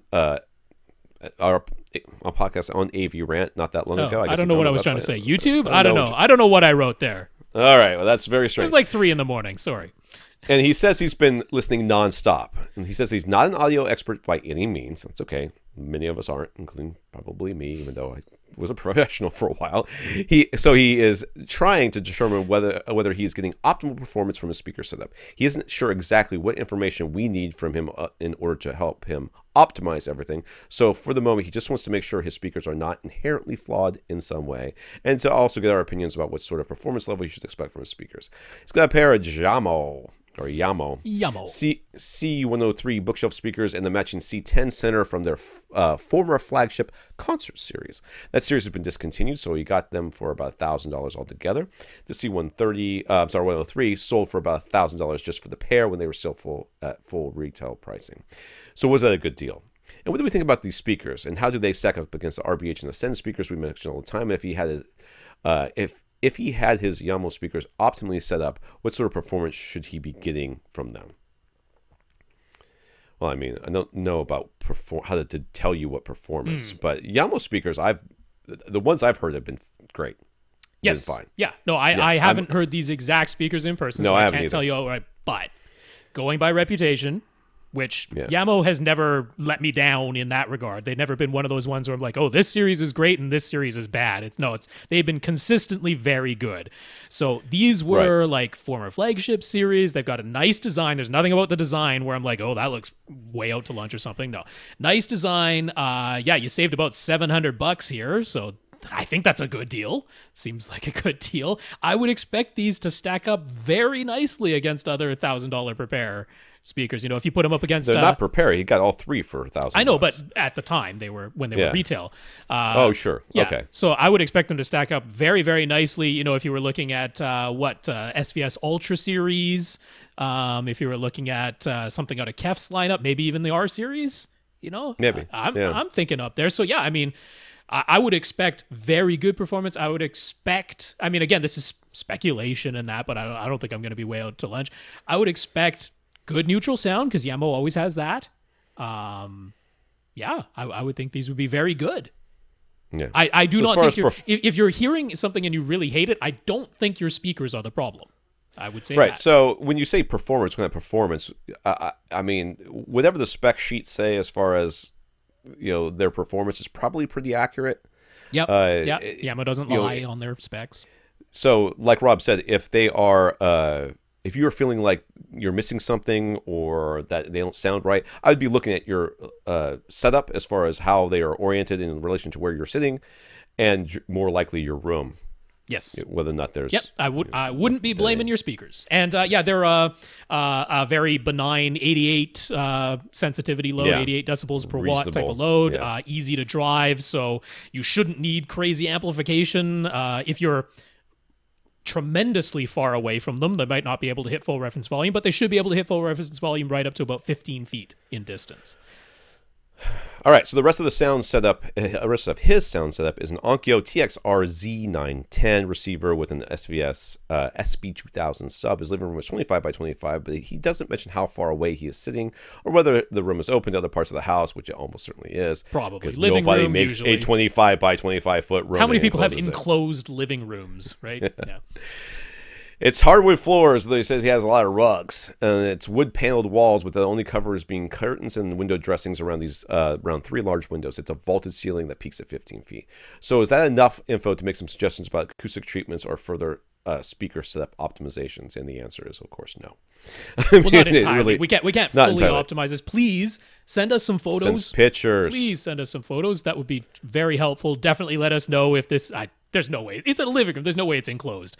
So, no. But that mostly affects bass, but we definitely need to know how far away you're sitting. That makes well, and we need to know how far away you're sitting and where there are possible options for room treatments. And having a lot of rugs, I mean, a rug is not a panacea. And not only that, not all rugs are created equal. A lot of times it's not the rug so much that we're excited about when it comes to room deadening. We're more worried about what you put underneath that rug to make it, to give it some padding.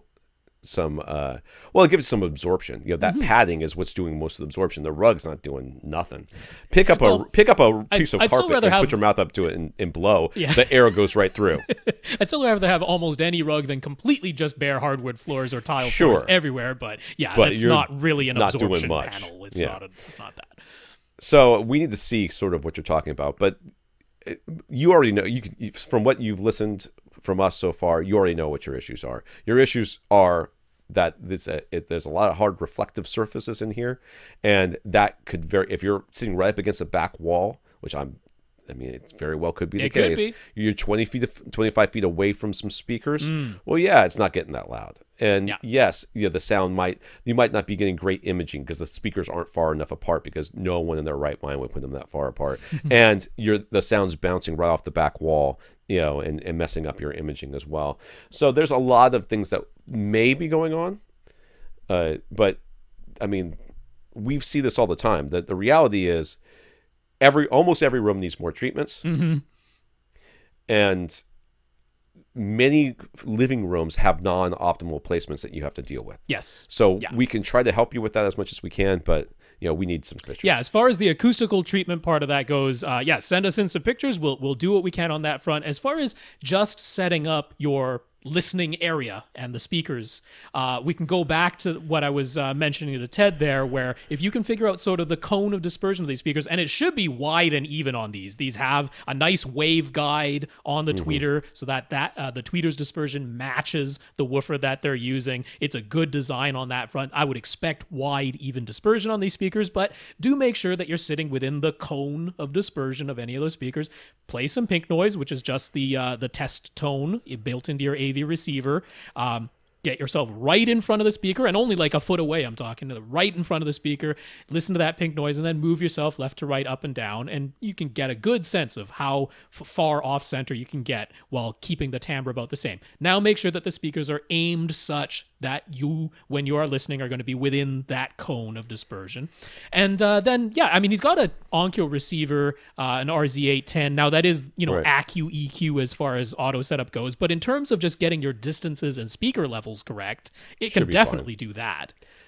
The only thing I'd be worried about is if you've got it right on you're right on the back wall. On the back wall, I would want to put something deadening, just like a pillow behind it, to make sure that it's not catching. And that's the other part. In terms of optimization, I'd want you sitting 15 feet or closer to these speakers.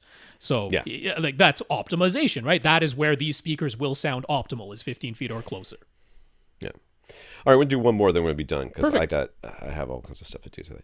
Nick is in the UK. He's got a nice 1080p 5.1 setup using KEF R series speakers, a BK Electric 12-inch sealed sub, a Yamaha RZV 1067 receiver, 1067, whatever, and a 48-inch Samsung TV. 48 inches. That must be a plasma. Yeah, it's an LCD. Is it really? Oh, yeah. Over the coming year, he'd like to upgrade to 4K Atmos setup with a budget of about £3,000. Though you could potentially go as high as £5,000 if it's super duper worth it. At the moment, he's got his eye on a 65-inch LG C8 OLED and a Dayton X3500H receiver. He also wants an Ultra HD Blu-ray player. In what order do we think he should upgrade? I think you should upgrade that subwoofer, because that don't look very... Really? I thought that looked pretty decent. Any subwoofer that says frequency response at negative 3 dB, in your front room, whatever the heck that means. That's like your living room in the UK. Negative 3 dB lower than 20 hertz. Well, okay, that's not a measurement. And you're saying that if I shove it in the corner in a closet, I'll be able to get under 20 hertz at some volume. It's just in the UK, finding good subs is difficult. I thought out of all the things that are out there, this was not that bad. So, okay, he's got 1080p, 5.1 KEF. I love his speakers, so that's fine. No need to upgrade your speakers. Great speakers. Now, he wants to go Atmos. Now, doesn't the 3500 top out at 9 speakers? It tops out at 7. Oh my Which is God, actually that was his next question, is if he starts with 5.1.2, could he expand to 7.2.2 later with an X3500H? And no, you cannot. It tops out at 7. I don't think that the receiver is the correct choice here to begin with. I mean, even regardless, all of his questions, he only had 2 Atmos speakers. I'm like, if you're gonna do Atmos, I want you to have 4 speakers above you. Otherwise, you can't move the sounds above you except left to right. Right. So, yeah. Okay, so the TV is fine. Oh, yeah, it's a great choice. I think that's fine. Unless think the receiver, you're a super duper hardcore gamer, then maybe wait for the Z9, maybe. The receiver, I think that you can go up a model. And maybe look for an X4400H instead of the 4500H, because those are still out there sometimes. It might even be B-stock or something, but you might be able to save money and get it at the same price as a new X3500H. So look for a 4400H. Right. Yeah. The Ultra HD Blu-ray player, you could go with the new Sony that's coming out. The X800M2. I'm quite excited for that thing because over the past couple of weeks we've been talking about, like, is there anything less than Panasonic's UB820, which is $500? And it's like none of the other ones do Dolby Vision properly. So I'm excited about this X800M2. You're gonna have to wait till May for that to come out. Right. But hey, he was gonna upgrade in stages anyway. He wasn't gonna get this all right now. So there you go. Wait for that one. We're kind of answering all of his questions at once. Sure, so let's just go on with this. Yeah. I mean, the KEF speakers he's got are great. So he's got a 5.1 set up right now. He needs a second subwoofer in order to go to the 0.2 at some point. Yeah. I think the safest bet is to upgrade the sub. Not upgrade the sub, to get a second sub. That's the first thing. Not the TV, not the receiver, second sub. Well, okay, so let's look at it this way. Every day that you wait on a TV, a Blu-ray player, or a receiver, they get cheaper. Get you closer to getting something cheaper, or getting you this year's model at next year's prices or last year's prices, or whatever, however you want to say that, where they start going on sale. So I would basically right now you are 100% safe to buy a second sub and get that integrated into your system without having to worry about, oh, if I had only waited 3 months, this other sub would have come out and it would have been the perfect one for me. Okay. I think that's the easiest thing to upgrade first. Okay. I know that sounds crazy. Then I think that you could install your Atmos speakers because, again, speakers, once you get them, they're going to be fine. Yeah. Right. So, yeah. And then I think the TV, the receiver, and the Blu-ray player should be bought basically all at the same time. It is kind of hard to get one and not the rest. Yeah. Although, I mean, if you're going to, I'd probably get the TV first because you can still enjoy upscaled 1080p. It still looks fantastic. You can enjoy the built-in streaming 4K HDR on that. So you can do that. After which, so you're not going to be passing through any 4K HDR signals through your existing receiver. Right. So I guess you could do the Ultra HD Blu-ray player, and if it has 2 HDMI outputs, which the X800M2 will, you could still separately send the audio to your receiver and just the 4K HDR video to the TV. So I guess that's the order. TV, Ultra HD Blu-ray player, then receiver. Is that the order? No, I mean, if you're looking to spend money this second, you can get the speakers without worrying about anything. Nobody can't use the speakers right now. That's true, but the subwoofer you can. But well, I mean, I'm saying that, but the Atmos speakers you can't use right now unless he gets the receiver. Yeah, I think he needs to buy the receiver and the TV and everything, all that stuff, right at the same time. Now, how much is a C8 going to be in the UK as far as pounds? It's about the same as dollars in the US. Oh, so it's not a whole lot different. So you're looking at about 2,500 ish. I don't. Maybe it's less. I'm hoping. Yeah, so you can get the TV and the Blu-ray player around the same time, and then get the receiver when you there you go. Okay, we've stumbled into sort of an order. I still think you get the subwoofer right now. Get the subwoofer. I almost made it the whole podcast. Oh my god, I'm gonna sneeze. Oh, there you go. Oh god. We got to end the podcast, Rob. Quickly, Who else we have left? All right, so we have left Mark R, Chad M, John D, Damian D, and Alvin C. There you go. That's who's on our list.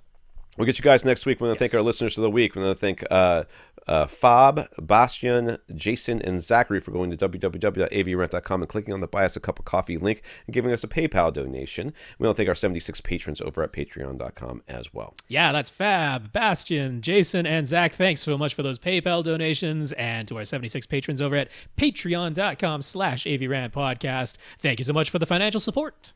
And Frank, we want to thank you for your nice comments on Lee's podcast thing. And Justin, thank you for talking us up the blue jeans cable. Oh my God, my nose. Yes, Frank, it's so bad. Thank you for the support. I'm trying to power through it. I'm going to get to the podcast without sneezing. Question at avrant.com. That's where you send your questions. My face is killing me. There was I did a VR thing this week too with my kids and my wife. Oh. We have to talk about that. It was like 2 hours of VR at this place that had basically the HTC Vibe setups in 3 different configurations: sitting down, standing up in a room, and then standing up in the little thing that holds you in, and you can kind of walk thing. Yeah, I had to lie down and take a nap afterwards because I was going to throw up all over the place, but it wasn't too bad. All right, for AV Rant, I'm Tom Antry. And I'm Rob H. Now go out and listen to something.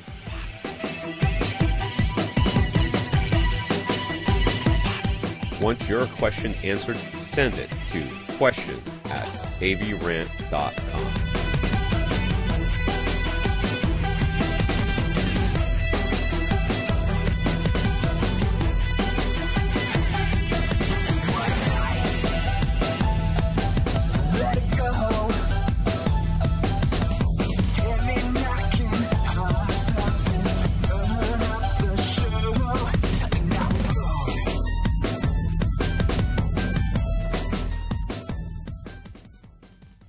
This is AV Rant.